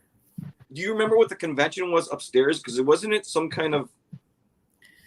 Geez, I think it was. It was a Halo convention. What was it? I'm pretty sure it was a Halo convention. Halo convention. But yeah. There was many things going on. We've seen, yeah, but what were you doing? See, his perspective was just that small time frame of it. He didn't even. I'm like, did you get? You must have got my. I don't know what you're talking about. He says. What are you guys doing here? Yeah. I have my phone's volume turned all the way up, notifications turned all the way up. The phone's in my pocket, never heard it go off once in that place. I was literally scared. I didn't know what to do. I'm just like, he's gonna want to buy it, right? Oh, you know. Yeah. Well, we were and it is. No, this is Chicago. What year was it? 2015. 2015. Yep. Yeah, this is the 14 certified mirror black signatures. And already great by 10. Yeah, we were just. Yep. Couldn't believe that. Yeah, and it was at a table on the outskirts. It was over more towards the where the autograph signings were and where a lot of the memorabilia and stuff like that was set up, the pictures and the jerseys and all that stuff. So this was just a table amongst all that stuff. And I was just walking around the whole venue, and I walked up, looked in that case, saw that card, immediately asked the guy how much it was. He pulled it out, flipped it over, and there was a price tag of $250 on it. And he goes, "I'll take two." I said, "I got to go to an ATM." And I ran, afraid that it wasn't going to be there. And before I ran, though, that's when Anthony and Joey announced their presence to me. Had no idea they were standing right next to me. Never saw them. Never looked up from the case or the dealer. And luckily, they stood there and waited, because after I took off going to get the money, I'm like, I really hope I can find this table again, because you can't find anything in that place. I wasn't leaving. And at that point, I wasn't smart enough to know that you should, if you see something you like and you're not going to get it, but you're thinking about coming back, write down the booth number. Well, I wasn't smart enough back then to do that. So I was just like, man, I'm going to go get this cash, and then I'm going to run back here and hopefully be able to find them again. And and at that point, I had already bought. It was funny because that was Saturday, right? Yeah, it was because I always get in Thursday afternoon, Thursday evening, go to the show on Friday and Saturday. Well, Friday, first day at the show, I walk in there, and within 30 minutes, I spent like $500. And I was pretty much like, okay, I'm done for the show. I bought an Eddie Lacy museum framed autograph rookie card. And then I bought the Bart Starr Finest Moments 9/5/10. Yep, but you still have that. It's still the highest in the pop report. And then I don't remember what the third card was, but there was a third card that was big. And I was like, okay, I'm done for the show. I'm happy, because the previous time I went in 2013, I don't think I saw a single Clay Matthews card at the show. Now, I know I didn't see every single booth because it's not possible, but I didn't see a single one, so I didn't expect to see any of this time. And so whenever I came at Friday, I was perfectly happy with everything. I was like, this is going to be – I can just relax the rest of the show. I've done good. And then Saturday, to find that card in the case, yeah, that's a beauty. I paid $250 for that card. I got one that same year in trade raw, and I graded mine as 9/5/10, but I already moved that one for a different card. But yeah, we both got one that same year. Yep. And I'm like, you found one graded? This is crappy. Yeah, I bought mine from Gemini. I always liked Gemini's booth because you'd walk up to it and you'd ask about a player, and he'd have just everything was stacks inside the case. So if you saw a stack, every card in that stack was that player. And he pulled out all the Bart Stars, and that one was in there. Right. Well, the thing is, I brought Brad to that table. and he got one of his Dan Marinos from Gemini. Now, and I'm not surprised because Gemini always had the old cool shit. Yep. He Also, always did. There was Derek Robbins got a Jim Brown from him. That's this the same year. Gemini's table. Were either one of them Quantum? One was no. Yeah, because I know that was the stuff that I really liked that he had. Was he had a lot of the Quantum Leaf stuff, Quantum 2000 or whatever it was, just unbelievable cards. Yeah, all the Bart Stars. He only had 3 left, and one of them was fake there. So I probably bought a couple over the years, but he hasn't replenished anything. Yeah, but that was cards that were in there. Yeah, I think he had about 15 or 20 when I bought that one. And it was the last one in the stack because it was the only one that was slabbed. Right. And he had a price of $275 on it, and he's like, and like I said, this is first thing Friday morning, and he flipped it over and saw $275, says, I'll take $250. I'm like, sold. Because that was one of the cards that I was specifically looking for my Packers collection was I want a Bart Starr, and that's the one I want. Because it's the Ice Bowl card. It's a refractor. It's a huge autograph. It's just a perfect card. Yeah, if you're a fan of the Packers history, the Ice Bowl. Yeah, Brad. And that's how he does it. It's always a stack. Yeah. But I saw that same card. Not that one, but Ryan had one in his case this year. And the price on it was $1,250. I said, "Is my stuff that expensive now? Is that out of the? Is that a little much, or is it just? Am I just that out of touch? I don't know. I wouldn't think it'd be any less than 800. Yeah, I mean it's fair, I guess. I used to like having a couple of them. See, I don't need to have a couple. Mine was nice. It had its own story, but this one I also got from you. I was like, well, it's the best subs. I'll keep that one. That's the one I'll keep, and I moved the other one. And once again, a card I moved that I loved to pick up something else of Clay. Right. I don't ever have a problem. And that's just the way I do it. Is that Bart Starr cooler than the Clay I got? Probably. But I wanted that Clay really bad. Whatever it was. You, I think it is to me because I'm a Bart Starr collector, but it's to you Right. that card probably it's that is going to outweigh the Bart Starr. You respect that you understand how cool that card is, but I think in your mind the Clay is more important to you, which is what I want to see you have. That's why we were talking about before, where you trade other cards of Clay to get other cards of Clay. For me as a collector, I want you to keep everything you have. Oh, I know you do. You freak out when I make those deals. Are you sure you want to do that? I don't, because it's just to me that I want you to have everything that some crazy. I want you to have all these 1-on-1s, but you talked about your ranking system, so I respect it. But for me as a collector, I'm like, oh, I wish you could save them. Let's get them all. Right. But it's just no. it is. Well, and that finest moment set, I almost put that close to like iconic level though too. That was a beautifully designed set, and the autograph checklist is huge. Mm-hmm. I mean, that's so cool. I mean, my Jason Elam autograph that I have is from that finest moment set, and it's one of those in which it's not $1,200 like Bart Starr.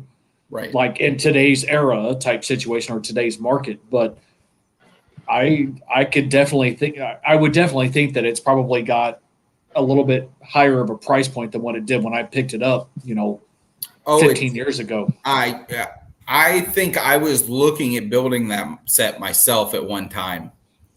And I believe that Elam, it very rarely comes up for sale. And when it does, it brings 3 digits.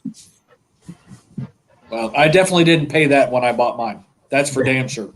Yeah. Well, I'll think, like he got his at $250 graded 9510. I got mine $200 in trade. So I mean, that was just what you said, 2015. So Yeah, it's gone crazy in the last few years. Because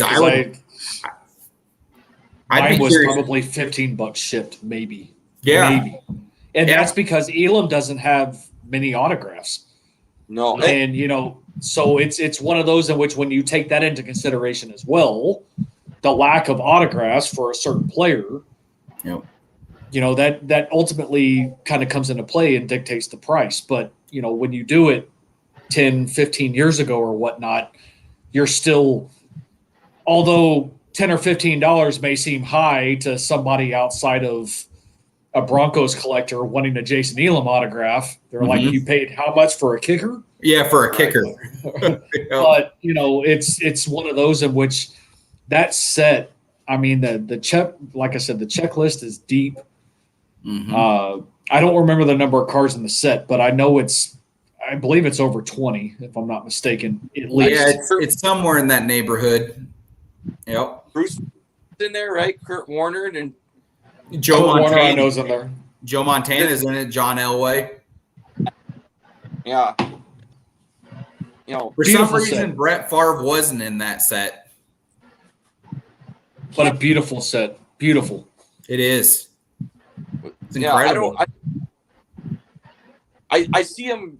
I don't look him up specifically, but they don't come up very. And you'd have to tell me what other Elam autos there is, because I wouldn't even know. That's the only one I ever see. Being specific about it. I don't think there are any others, Joey, to be honest. I don't remember seeing another one. I'm checking. No, it's all finest moments. Well, there you go. Yeah, that will have the price on cards like that, even though it is a kicker. And that's like my Packer collection. I don't have a ton of cards, but if it's a super rare one or a person that does not have a whole lot of cards, like Willie Wood, I have a couple Willie Wood autographs. Those are special to me. They just don't show up. I was just talking to Dave yesterday about that. That drives prices. Even Willie Wood's at least a Hall of Famer, but he just doesn't have a lot of stuff. So that's why with the Elam, if it ever shows its face again, I'm sure it gets a good amount. I don't even know what it would go for specifically. Well, one just sold on June 20th for 99 cents. Are you serious?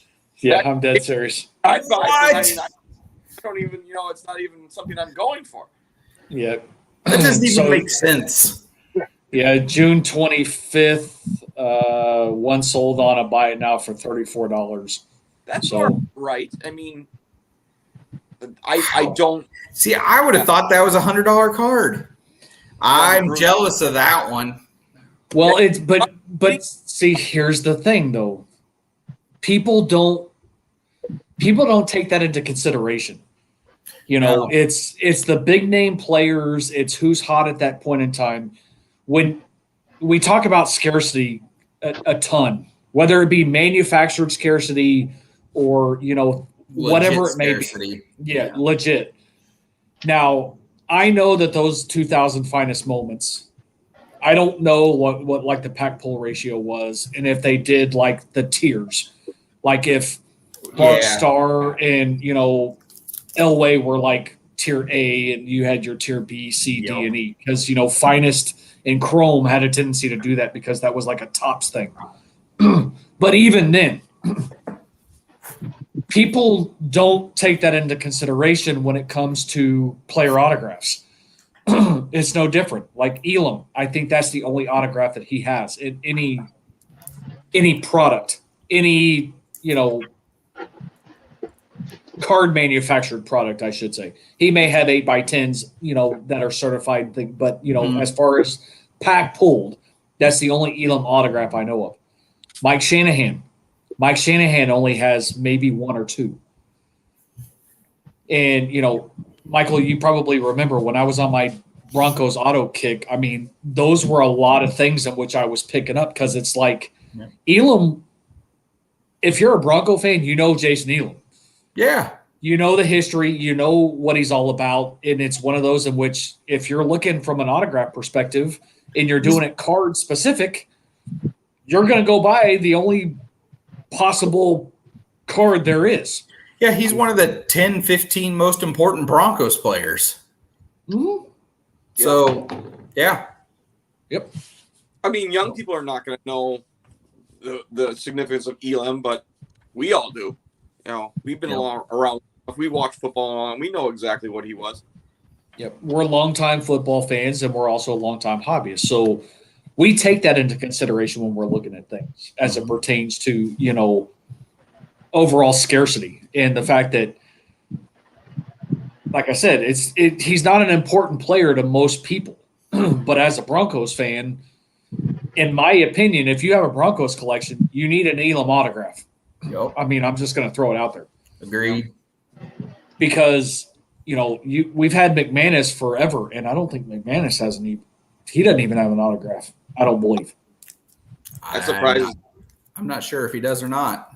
I don't think he does. They don't give kickers a whole lot. We got Mason Crosby. Oh, I helped Dave with that one. You pull that. That's a beauty. Crosby may, though, because of the era in which he came out. Yep. Oh, I have a National Treasures rookie card of Crosby autograph. I sold at the National selling for $90. I'm like, you kidding me? I'm not buying Mason Crosby for $90. Yeah. I think I pulled a base rookie out of SP Authentic, $9.99 or whatever, and I sold it for a pretty substantial amount of money. I want one of those. That's one of my favorite Brett Favre cards. It's the 92 Stadium Club. The uncorrected error. No, that was No, that's 91. Yeah. No, the 92 is his first time in a Packers uniform for Stadium Club, and 92 Tops was his first Packers card, I believe. Yeah. He 90 Thank you, Brad. as a rookie, right? But just in a There you go. It was in our or in Atlanta. He was just in his college uniform, I think. I don't remember though. It's been so long. I just had to show this. Pulled it out of my box because it's from our buddy Brad. There you go. Brad hit this in a group break, and I bought it off of him. And it is game used, and it has a big old dirt stain on it. Love it. Hey, Michael. Remember, I still have this here, so when you get here in October, you can upgrade. And that will replace my one color napkin.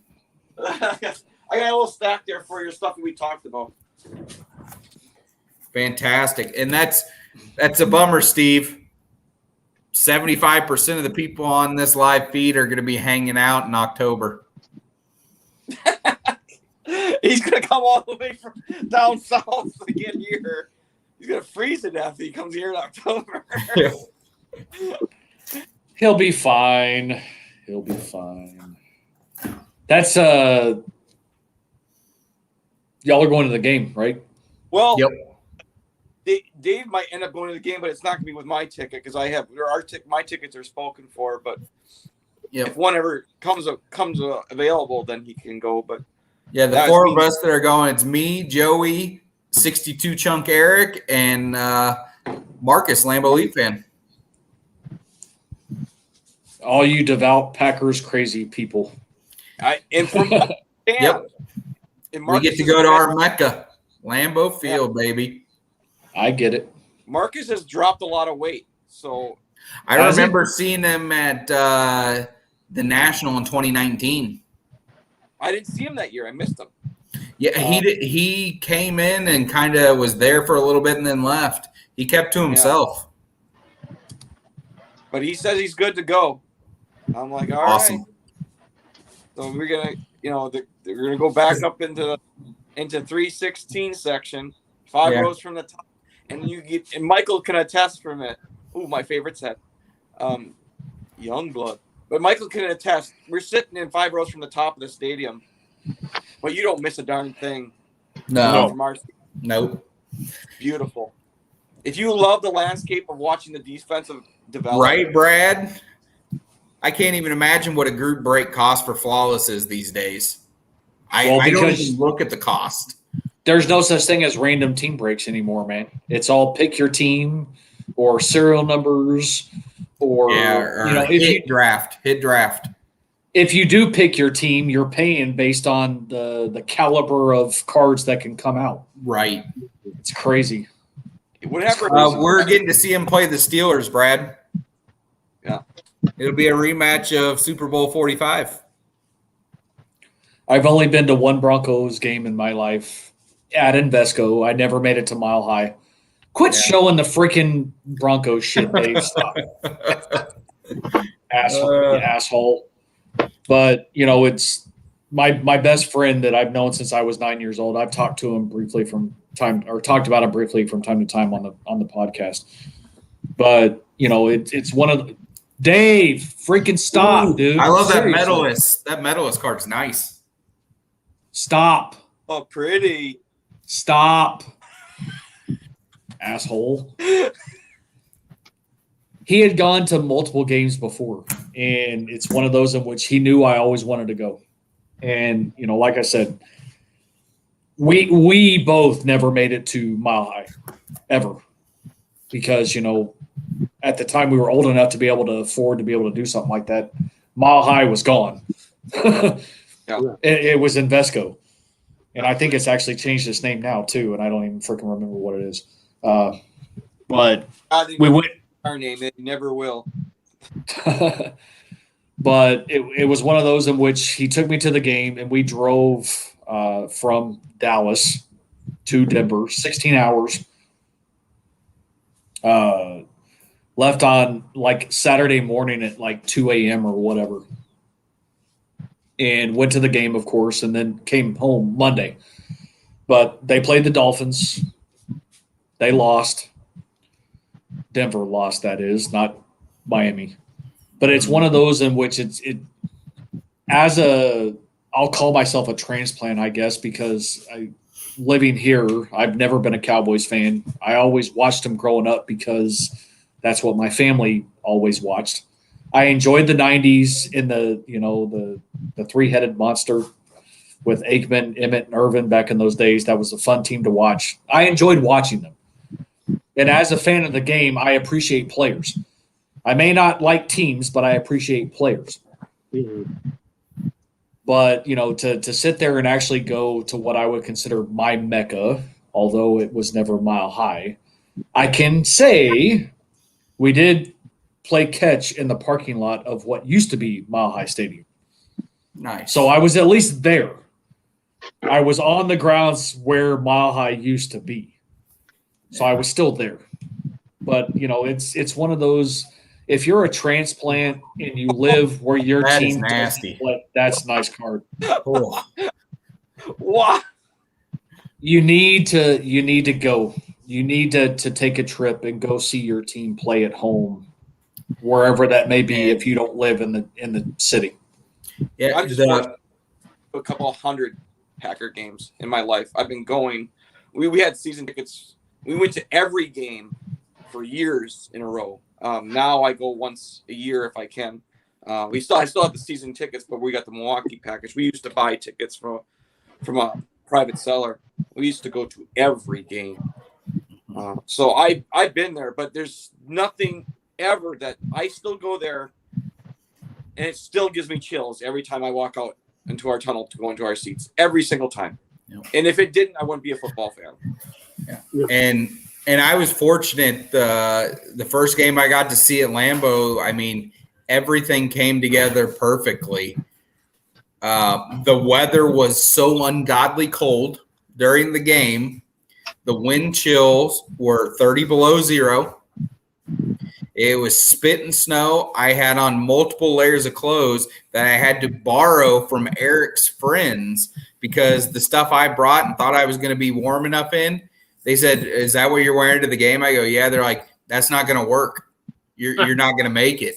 So I had to borrow stuff to layer up, went to the game, and the Packers hung 53 points up on the Eagles. And they were wearing the Acme throwback uniforms, my favorite uniforms. And Clay got a sack on Mark Sanchez. Julius Peppers had a pick six. Micah Hyde had a punt return for a touchdown. Eddie Eddie Lacy had a crazy touchdown where he drug like 5 or 6 guys into the end zone. Jordy had a bomb of a touchdown. It was just perfect. And I'll never be able to match that again. No, that was like one of the most complete games we've ever. There was no doubt about it in that game. I mean, they were hung order. Yeah, it was over fast. And then fast forward to the next time I went, whenever I came up and we were wearing shorts and t-shirts to the game. Yeah. It was during that heat wave. It wasn't 2016. Yeah, because unfortunately the Packers came out flat and the Colts got up 2 scores early and the Packers never did anything right that game. And I was bummed anyway because Clay was injured at the time, so Clay wasn't in that game. It didn't, but I'll be honest, it didn't matter that Denver lost. It was one of those. I appreciated the experience, and I wish I could still find the picture. But, so living here in Texas on Sunday, they just recently changed the law to where you can buy beer and wine now at 10 o'clock on Sunday. Oh, yeah. Before, you could only buy beer and wine after noon. Yeah, okay. Same here. I don't know. But they just changed the law to where you can buy beer and wine at 10 o'clock. But I digress. So in Colorado, we went to the beer store. Dave, will you freaking stop, dude? Seriously. We went to the beer store at like 9 a.m. on Sunday. And I took a picture of us sitting in the parking lot. We got to the game at like 10 o'clock. They played at, 12. Yeah. But we got to the game at 10 o'clock. And I took a picture of me holding a beer and the clock in the rental car. It was like 9:35, and we're sitting there drinking a beer. Beautiful. But the atmosphere was phenomenal. It's, the Dolphins fans that were there were phenomenal. You always run in those situations to where you just don't know how things are going to be. And hands down, it was just an awesome experience to where all Denver fans, Dolphin fans, they were freaking tailgating together. And it's just, that's the stuff that you want for like your first experience. You don't want the BS of, some brawl happening for whatever reason because you spilled a beer on somebody's woman or whatever it may be. It's just the interactions were good. It was all, giving fist bumps at the end of the game. It was a good game. Miami won. It was one of those that just turned out to be a good game. So. Yeah, I've seen plenty of the brawl stuff. My patch is better, Dave. Wow. I remember that one. Yeah, we had some stories about this card that we didn't know each of us were going after. This card has a crazy history. And that is the rare rookie card game used relic. These are game used from the Senior Bowl. Wow. Which, yeah, you don't see tons of that. This card's numbered out of 20, and I've never seen another one. No, I've never seen another. I would have to, as far as Brad's comment there, I would have to say that Packer fans, for the most part, are pretty darn good. We don't really start anything. When the Bears are in town or the Vikings are in town, you might see a couple of brawls, but for the most part, everyone is on the same page. Even we get, I don't see too many things happening in Lambeau.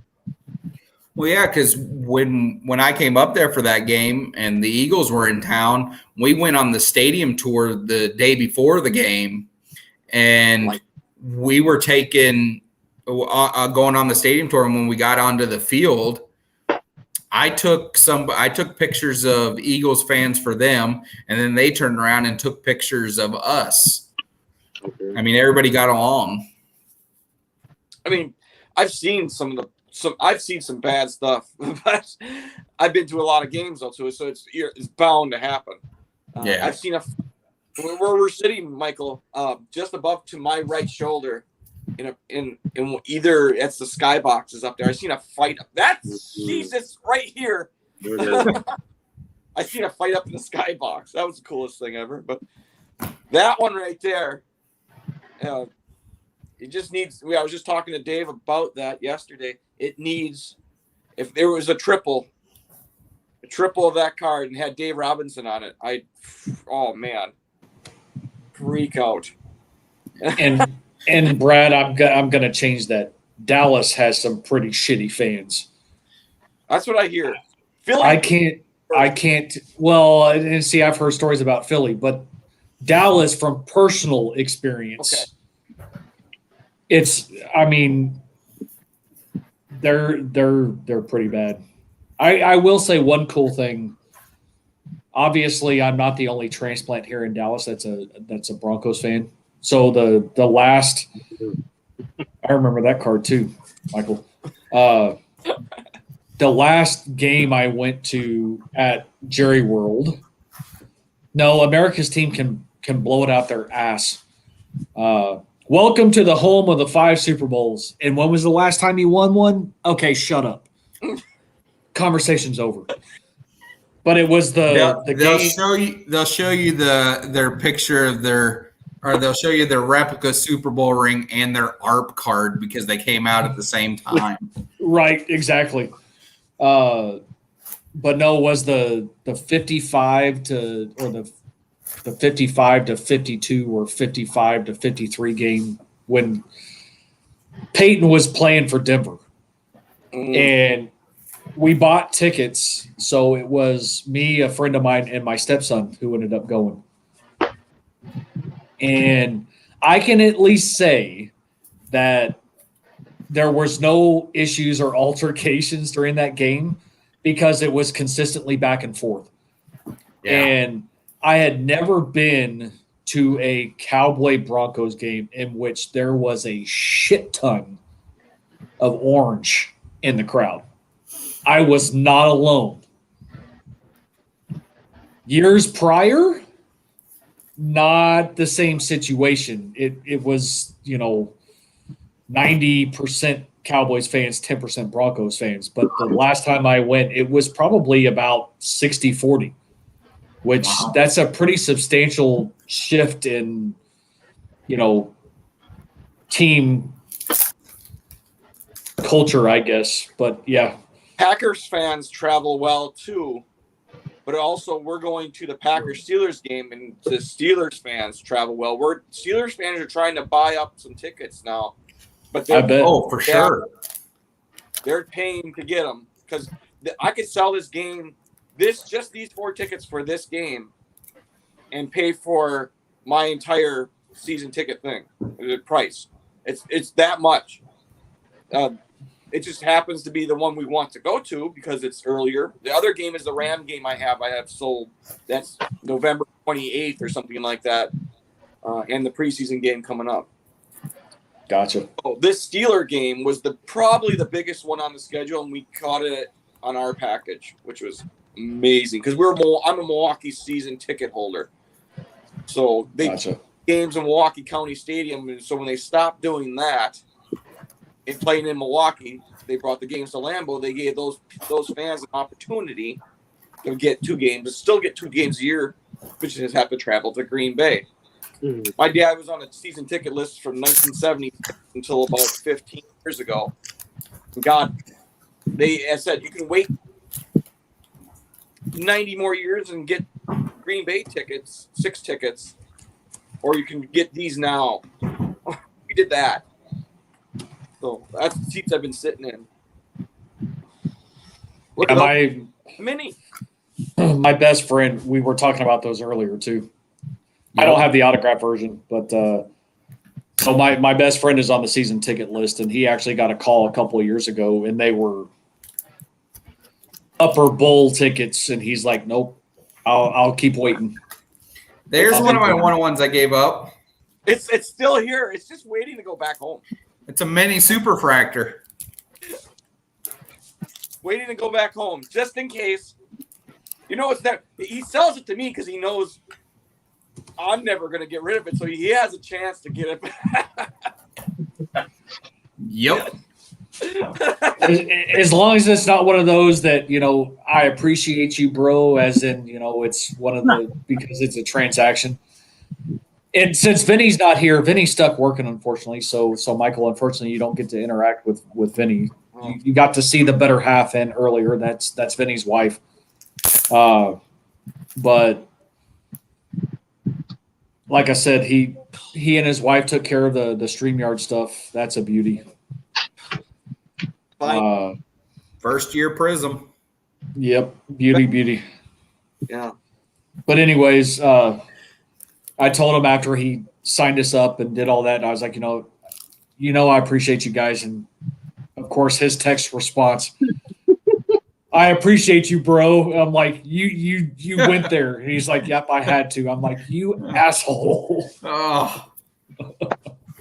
That is one of my biggest pet peeves. And I dealt with it just in the last week and a half.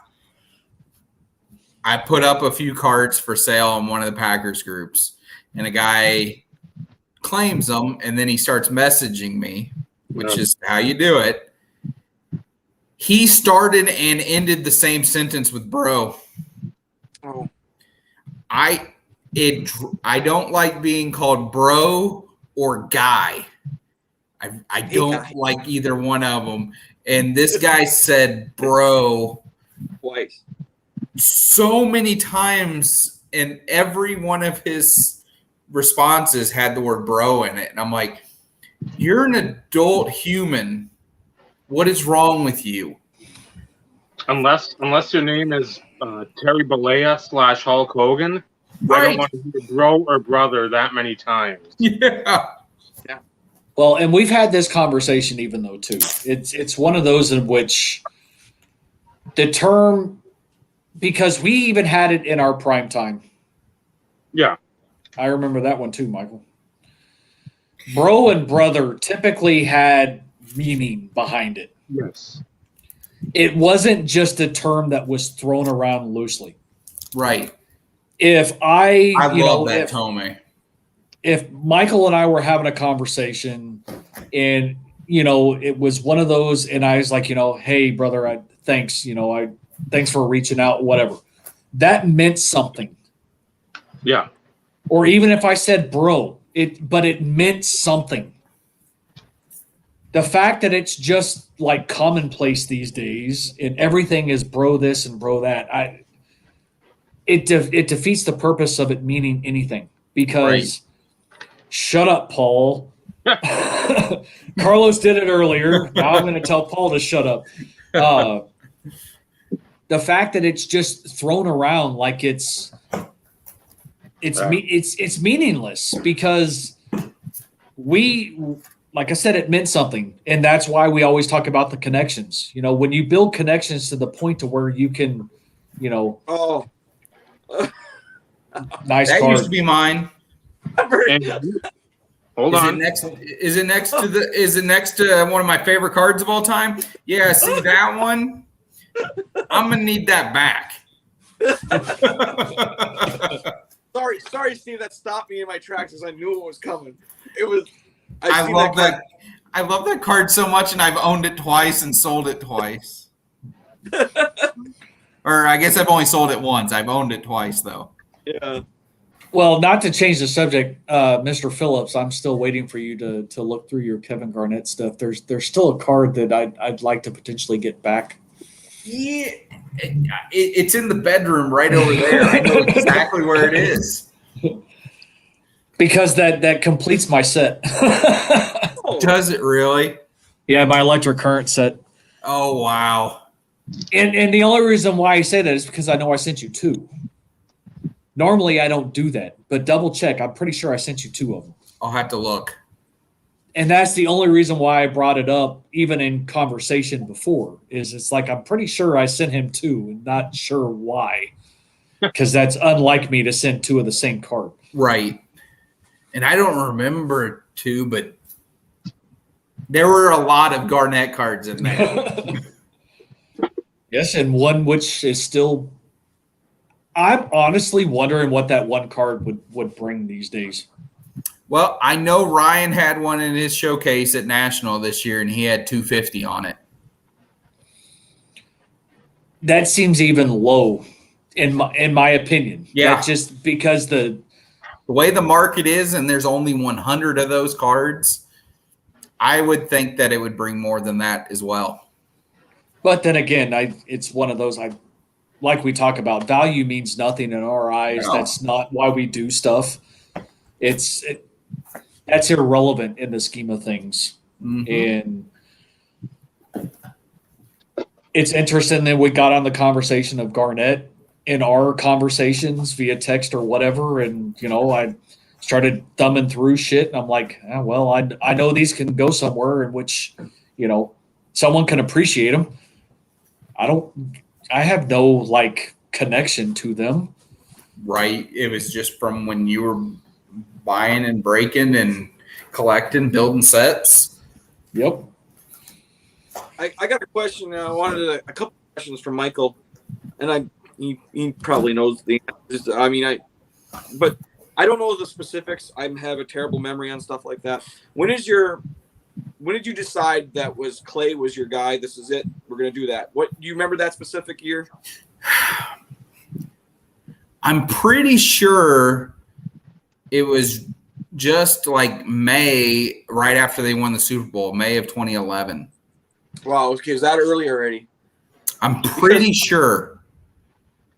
At least I remember. I'm almost positive. I'll have to go back and look through the YouTube videos, but I'm pretty sure that's when this card right here was sent to me. Yep, this one right here. This was the card that started it all. 09 certified, new generation rookie auto at a 199. This was the card that started it all, and I got it in a care package along with, and this was just the throw-in card to go with a Sterling Sharp autograph that was sent to me from 06 or 07 National Treasures. That was the big card in the care package that was sent to me. But this is the card that started the player PC, because at that time I was actually collecting Von Miller, and I was putting together a pretty substantial Von Miller PC. And because I thought he was the best player in that draft. And he's not now. He's up there. J.J. Watt's probably going to be considered the best player in that draft. Still pretty good. But Von Miller got the Super Bowl MVP, so that beats the 3 Defensive Player of the Year awards. But I had a massive Von Miller PC. I thought he was the best defensive player in the draft, so I collected him. And then I was like, man, I want to collect a defensive player of the Packers. And I hadn't decided on one yet, and this was sent to me, and I'm like, well, let's go with that. I mean, I love watching him play. He's awesome. He should have won Defensive Player of the Year that year instead of Troy Polamalu. And the Sporting News actually gave Clay Matthews the Rookie of the Defensive Player of the Year. It was just that it's only recognized as the AP. The Associated Press is the one that's recognized. And he got edged out by Troy that year. So like I told Dave at the beginning, or Steve at the beginning of this, I picked the worst time to start collecting a guy. Coming off a Super Bowl in which he had one of the most memorable plays of the Super Bowl, an amazing start to his career, all these endorsements. Yeah, I'm going to collect that guy. He's going to be cheap. No, he was not. So the reason why I asked this, because at that time when you were doing that, I was also doing BJ Raji, which I still have all of it. It just turns out that defensive players don't have enough for me, especially a nose tackle. doesn't have enough for me to collect. So I kind of strayed away from player collecting. Ooh. Yes, sir. That was a hell of a draft for the Packers. That's the only one I don't have. But I strayed away from player collecting, and I got back into it after what happened was on Blog TV one day. I lost out trying to get my first Bart Starr autograph and a big, huge Raz. And J.W. Smitty 80, John Smith, was in the room, and he felt terrible that I didn't win this Raz. And he sent me the care package of all care packages, and the last card in that was my first Bart Starr autograph. And I've been watching Michael's, and everybody's has this player collection. And I said, boy, I wonder. I had to do a little more research, and I remember talking to Michael about this specifically. You think Bart Starr will be a good player collection because he's got stuff to get? And there's plenty of stuff out there. I needed that because I just came off the BJ Raji thing, and he just has like 1 year stuff. Yeah. So I need something that was I kind of molded from what Michael has done to what I got into, and it just as the journey of a collector, it took me a little bit longer than some. You guys kind of Steve has hit it way before I did, but I finally found my niche in here. It was from people like these guys here. Taking advice from that, because I didn't jump into it willy-nilly, and Michael knows that. Mm-hmm. I pondered it for a while, but I see how much fun he was having with his Clay Matthews collection. If he wasn't doing that, I wouldn't be here doing this. That's how weird how things are all connected here. It's watching other people that do player collect and how they do it. That I enjoyed it. I says I got to get back to it. I got to find someone that I enjoy that has stuff and is a great person also. It had to be one of my prerequisites. I didn't want someone that was an arrogant. You can collect Sterling Sharp, but if you know anything about Sterling Sharp, he didn't like the fans at all. I don't think he still does. So he wasn't my kind of a player. So then I says, well, I'm not really a quarterback guy. I'm more of a defensive guy like Michael was, because I went to BJ Raji right away. I says, I got to find something. And I said, I wasn't going to go back to the history of the Packers and go one back to the most significant Packers there ever was that never got any love. Because when I started collecting this guy, you could find a beautiful Bart Starr autograph for $80, $100. Beautiful one, patch auto out of 5. Even then, I've kind of cost my own self by bidding strong on a lot of things through the years, but I think a lot of people also recognize that he's one of the icons of the NFL, and I think he's getting a little more love now, even though he's gone and passed away. But coming back to what I says, watching guys player collect, Josh Johnson, I says, I got to get into that. And just watching what you guys do and your advice and tell me what I had to do or what you thought I should do really helped the way I collect now. And I don't think I'd be doing the things I am now without that. But that's not my only area. I do set collect because I have a big connection with Luke Counts. So yeah. There's Drunk Trojan 1 for anybody who's curious. He's not on YouTube anymore, but he's one of his collection I can't even fathom because I haven't even seen probably 10% of it. But I've seen it in person, mm-hmm. and it is unreal. Yeah, just he's got TDs that I want that I still don't have. Yeah, and I'm not talking one-on-ones either. He has a few of those, but I'm not even talking one-on-ones. He's got some in the collection because I finally found him on Instagram a few months ago when I went back and started looking at all his posts. Oh yeah, yep. That's one I need. That's one I need. That's the one I still haven't bothered to pick up. But it's as I've said before, autographs have kind of taken the back seat as of late because there's still a lot of things that I want that fill more personal gaps, I guess, in the collection because of the time frame. Absolutely. I hyper focused so much on autographs for so many years because I wanted to reach that plateau of 200 unique autographs that I ignored a lot of the other stuff. And, you know, I don't like to use the term regret, but there are a lot of times in which I regret during that time and not picking up some of the other ones. I got a few, Yeah. but I didn't get some of the other ones that, you know, now are almost 4 digits. And I get the iconic nature of some of them, but it's, to me, because, and yes, I'm downplaying Terrell Davis, and I hate to do that, but he's not Barry Sanders. He shouldn't command Barry Sanders money. Yeah. And that's understandable. Are you good? Do you have the NFL greatest? Is that what one you're talking about? That is one that I still don't have, and I put a lot on the watch list, but because of your videos and talking about some of the streaky autographs. Yeah. It's one of those in which I pay really close attention to that. Have a good one, Brad. Thanks for stopping in. Great to see you, Brad. I really pay attention to that. And I hate to say this because it sounds really bad, but I'm not paying $80. I'm not.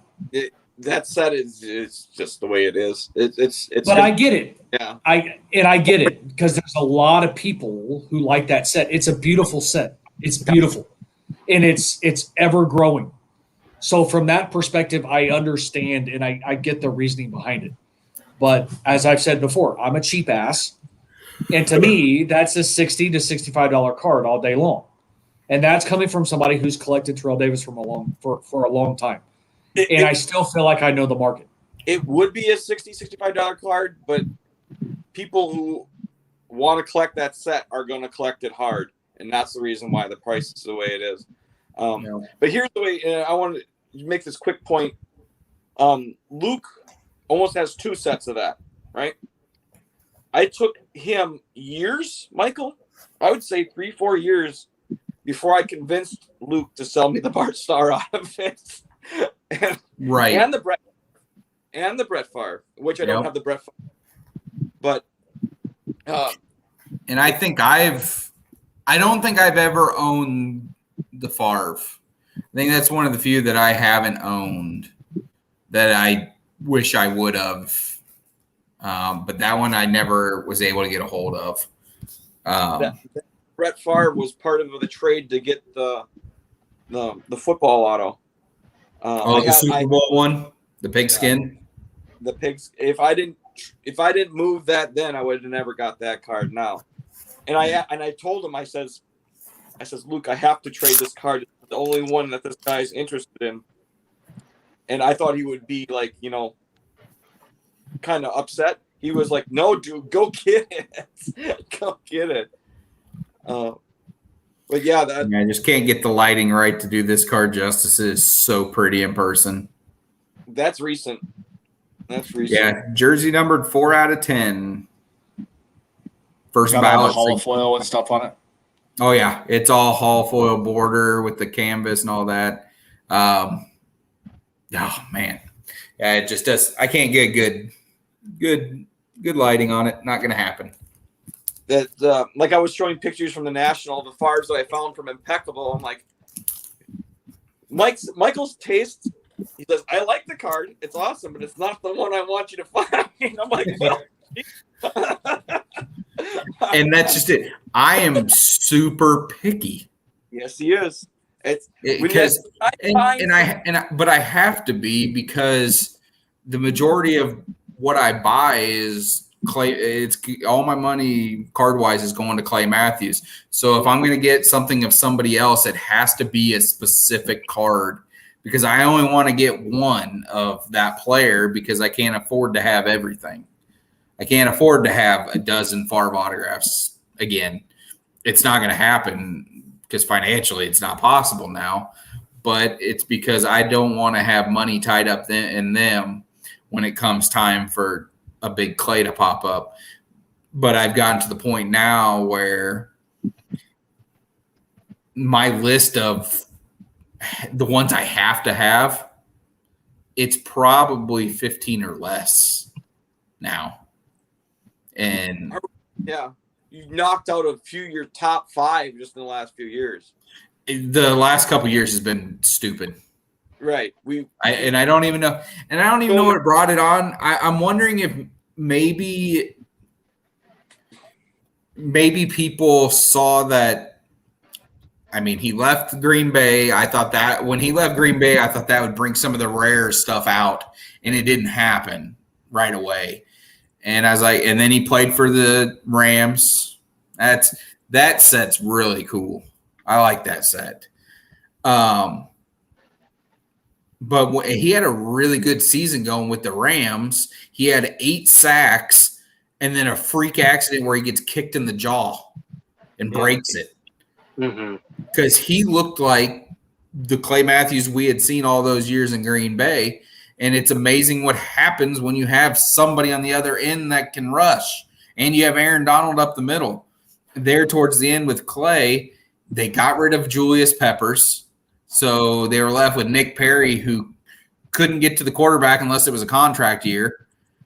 And then they didn't have any. Then they moved Clay inside and played him at middle linebacker because they needed him, and he was willing to do that. And then they kind of held that against him because, as the team did, because he was being paid as a pass rusher, but then they weren't using him as one, so his sack numbers were down. And then they felt like they didn't want to pay him anymore.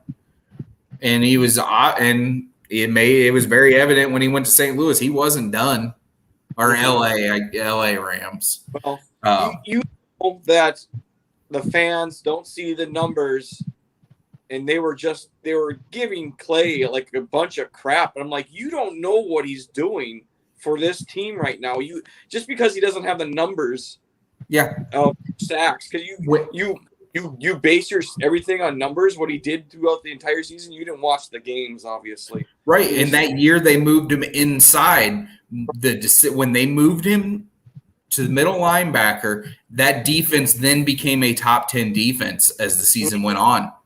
And it was that move that made that. So, yeah. Fans are stupid. Some Packer fans, there is a good percentage of us that know what's going on, but there's also a huge percentage of NFL fans that have no idea.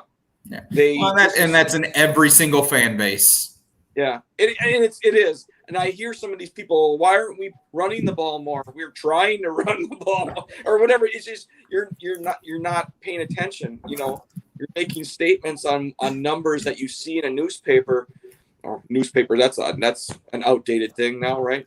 But you see numbers and you think, oh, this guy is doing nothing. You don't have to have stats to impact a game at all. And that's what the problem with the Clays. People were down on Clay. Why isn't he getting sacks? Well, because they asked him to play the middle, where he doesn't get as many opportunities to rush. No, he's playing run. He's playing to stop the run and some pass coverage. He's not blitzing the quarterback. You know, it's uninformed fans drive me crazy. You know. When I look at something, I'm looking at the whole totality of the circumstances, especially for football. There's one thing I feel that like I know I can talk about that I'm proficient at. Might not be anything else, but Packer football, I think I can have a good grasp on it. I don't get too excited during the regular season. I try not to. It doesn't always happen because it's just the regular season.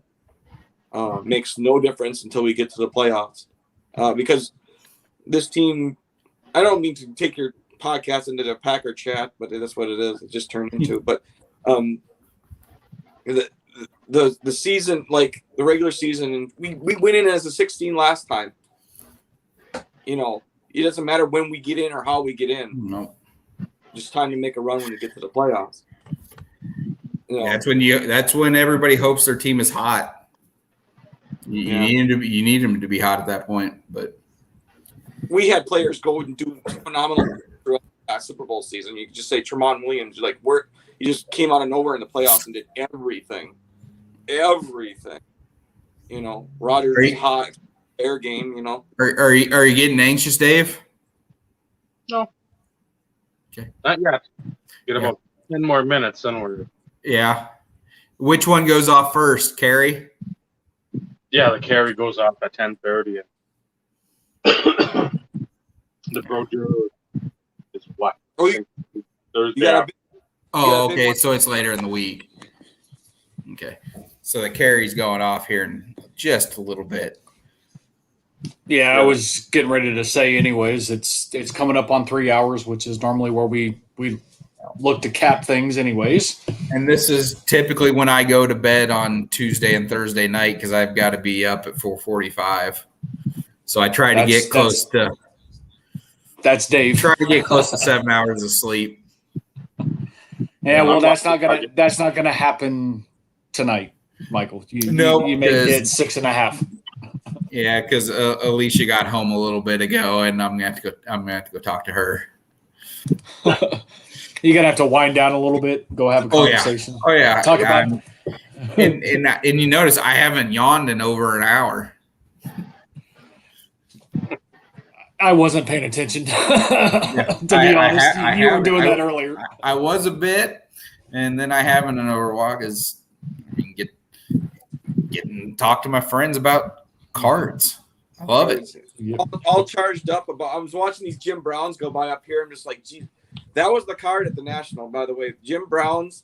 What was another one that was? You guys were talking about Kevin Garnett. His stuff was just getting talked about really hard at the National. I'm thinking you're going to see a jump. And Kevin Garnett, he should be way more. He should cost more money than he does. Yes, by a lot. Yeah, that guy. National Treasure's back. The Special Hall of Fame Kevin Garnett card. I seen one on eBay. It sold for I can't remember a couple $100, and I'm like, that's damn cheap. That is cheap. I think you're going to see a jump in Kevin Garnett stuff pretty soon. I'm not saying that's going to happen. I'm not Nostradamus or anything, but I really think it's just going to be taking off. Well, he'll be going into the Hall of Fame soon. Right. Yeah. It was just a buzz player, and Jim Brown was a buzz player. Basically, he was a buzz player because his health is in not so great a shape at the moment. Yeah. So a lot of people were buying Jim Brown, but also the prices on Jim Brown were through the roof. Well, and he had I remember just a few years ago, all of a sudden he signed a lot of old cards, and they were ones that were like sticker autographs in the products, but they were coming out on card autographs of Jim Brown, and people were getting them as replacements. Like they had redemptions that weren't getting fulfilled, not of Jim Brown, but of other players. And people are saying, if people were, messaging and taking replacements, and if they said like Hall of Famers or maybe Cleveland Browns, whatever it was, people were getting Jim Brown's as redemption replacements, and they were on-card autographs of cards that did not have on-card autos, and they were really cool to see. And I remember when those started coming out because there was a certified Immortals patch autograph. I think it was either 2008 or 2009. There was an Immortals patch autograph, and it was a gold one, and it was on card. It was incredible. It looked awesome. Well, he actually got into our Special Hall of Fame set, and I think I picked mine up for like $130. I remember that specifically. Someone just got it out of a break, and I messaged that person watching breaks at the time, just watching them, just looking for these cards. And boy, was that the right thing to do.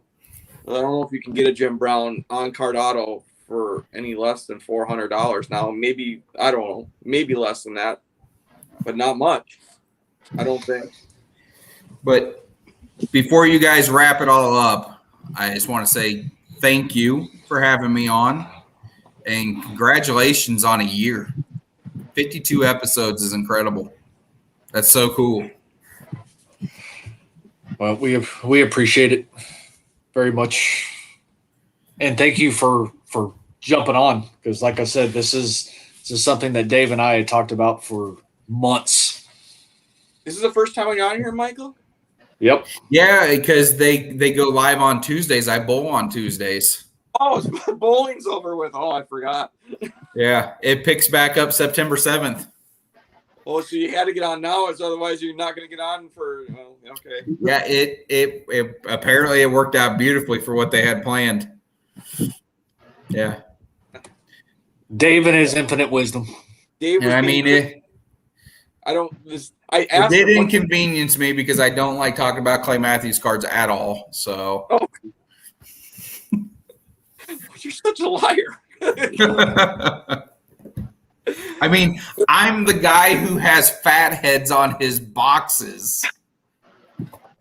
I love looking through that collection though. When you brought it to Nationals, and that wasn't even, it's probably doubled since. Oh, well, maybe it hasn't doubled since, but the nice shit has probably doubled since. I mean, there's cards in there that are just stupid. I think you just got the dual booklet, and you came to the National with that, and yeah, I think, but they brought your 101s. Yeah, I didn't have the Superfractor 101, hadn't been there. The two retros, they were there, but the Certified Mirror Black 101 wasn't there yet. The rookie card, that rookie auto, that wasn't there. And that was actually the most money I'd ever paid for a Clay until the Superfractor, because I paid $600 for this. It popped up on eBay, and the guy had it on there for $7.99 or best offer, and I offered $600, and they accepted it. It was almost a snap acceptance. Yeah, I offered the $600, and I think within 10 minutes it was accepted. And I was just kind of trembling, because to that point, the only 101 rookie card I had of Clay was a printing plate. Yeah. I didn't have any of his 101s, and now I have this one. I have the Chrome Super, and I have. Show it real quick if I can find it. Yeah, I was going to say while you're the looking base for platinum. That. Yeah, I remember that one too. I have the Nick Collins now. Yep, there she is. Yep, this is one of my absolute favorite cards. I could not believe when this card popped up on eBay. Like you're saying, how lucky have I been that this stuff surfaces? I think COVID had a lot to do with it. People were just like, I gotta sell some stuff. That that makes sense too. Because I mean, this popped up. The guy who sold this had two other rookie 101s listed, and I bought those too. The limited phenoms and the upper deck. Yeah, COVID had a lot to do with some of the cards coming out of the woodwork. I mean, Dave and I could attest to it. I know Vinny could attest to it. Carlos definitely can attest to it as it pertains to our player collections.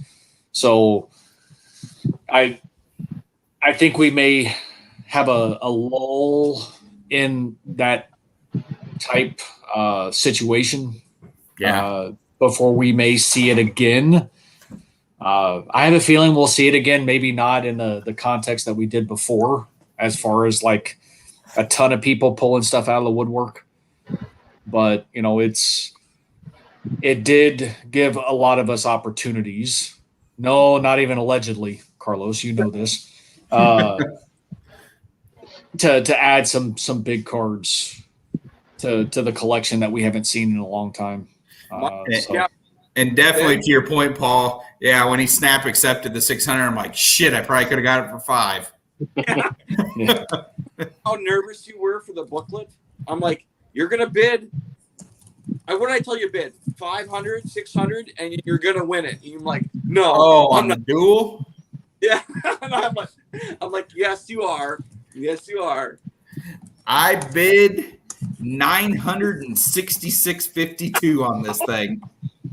I'm not getting it for 500. He says. I'm like, yes, you will. Yes, You got it for less than 500. I told you. I'm like, you're But like. I think that's another lucky scenario there, though, was that guy listed it with bad pictures and put it on a 24-hour auction. I found it. I was like, see this. If you weren't buying it, I was. No doubt, 1,000%. I was like, I'm like, you better answer your phone because I had to call you on this one. Yeah. This was not no text message. I'm like, you're gonna bid on this and it's ending tomorrow. I'm like, you're going to win this auction, right? Oh, I don't know if I'm gonna be able to get it. I'm like, yes, you're gonna be able to win it. Don't worry. 24-hour auction, I think it worked out in your favor big time. 100, yeah, absolutely. Because that was another one of those cards I don't ever advertise when something big lists. I see so many people in the Facebook group saying, who's going after this? I'm like, why would you tell anybody it's out there? Shut up. Right. I don't tell anybody on the internet what I'm going after until I already get it. And then I post it. I don't even mention it. I don't even post about it in the group saying, won this last night. No. I wait till it's in hand. Right. Yeah, because you just don't ever know. Now, but going back to not being able to keep secrets, by the time I post it, everybody that I want to see it has already seen it because I can't help but message it. Of course. I had to start telling you, stop spoiling shit. Yep. Stop. Yeah, and I would ask you, I was like, do you want to be surprised or not? Yes. And you'll be like, yes, I do. I'm like, okay. It doesn't matter. I can tell him I want to be surprised. He's probably going to show me anyway. It doesn't matter. But Michael's history of that card, before he ever saw it, he knew it was in the product. He knew that it was a redemption. I'm like, how do you? He already had looked it up long ago. Yeah, I knew about it. I just never thought it got made. Right. I'm like, Jesus, this guy does. You want to talk about research? He already knew the card, what it would be. Never seen it. He already knew the card existed. He looked it through the checklist for Clay Matthews. He finds this, and I knew what it would look like because I had seen the Emmitt Smith, Walter Payton. Right. For me, I stumbled upon it like a blind squirrel finding an acorn on the ground. I'm like, oh shit! That's what literally. I'm like, I went from finding that to making a phone call. I was like, this finally something I found before Michael saw it. That's the one thing, because you want to see intense eBay searching. He is on every, like, did you see this by the chance? I saw it 2 hours ago. Oh, okay. I never see it like he does. I know no less than 75 times a day do I look up Clay's newly listed stuff. That used to be me. But I stopped. Yeah, I haven't stopped. I'll stop when it stops being successful. He has a computer in his house. You would hit refresh on it. Yeah. Walk by it, hit refresh. I don't know if he still does it. Yeah, when I had a desktop computer, that tab was always open. It was never not open. I mean, diligence. You got to give him that. Obsession. Absolutely. Obsession. Yeah. No, that makes it sound bad. Diligence makes it sound like you knew what you were doing. But okay, I check like 10 times a day. I feel like I'm like, holy jeez, I gotta. That's dedication. Michael. I've searched 10 times before breakfast. All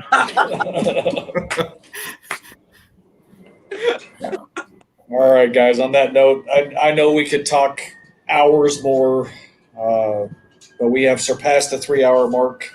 Yes, we have. Dave is gonna start getting anxious here before too long. Hell yes.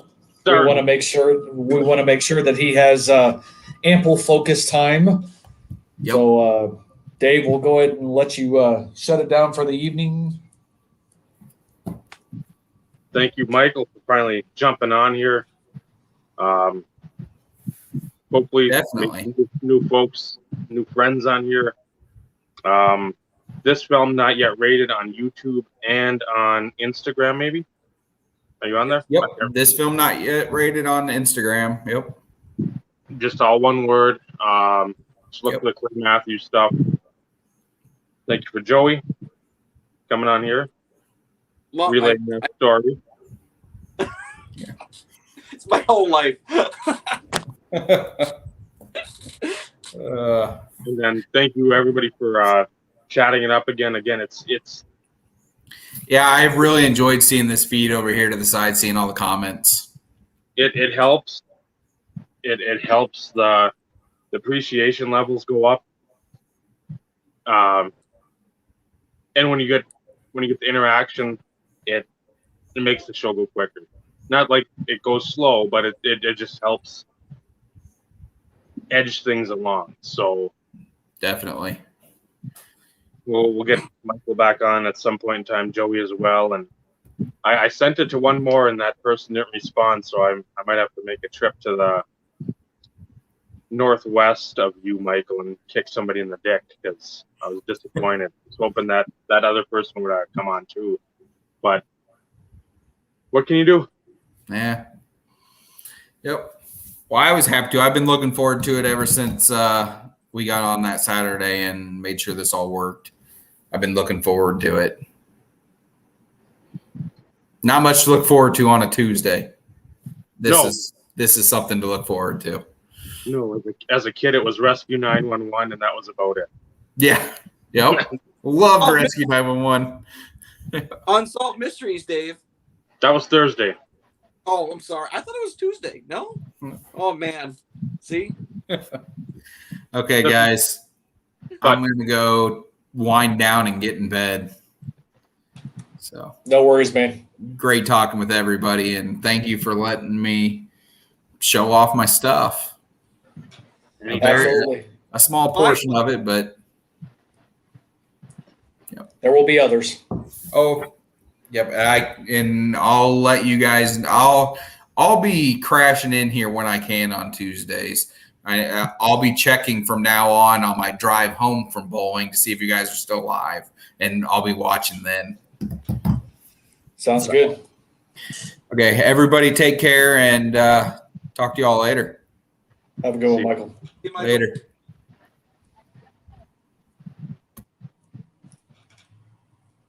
So with that,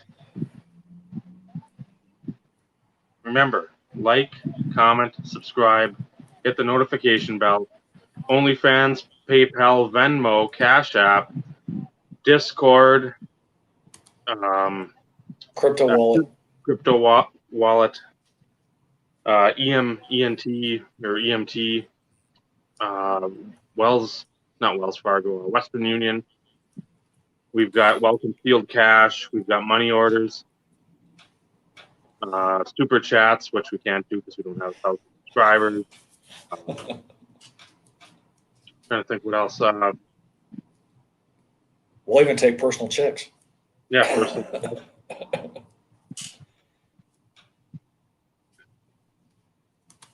Crypto Grifter isn't here. Yeah, we might as well take food stamps. Why not? It pays for food, and we like to eat, so makes sense. Makes sense in the end. So remember, cards brings us all together. That's great. Making the friendships in this hobby, that's what it should be about. Good night, everyone. Good night, everybody.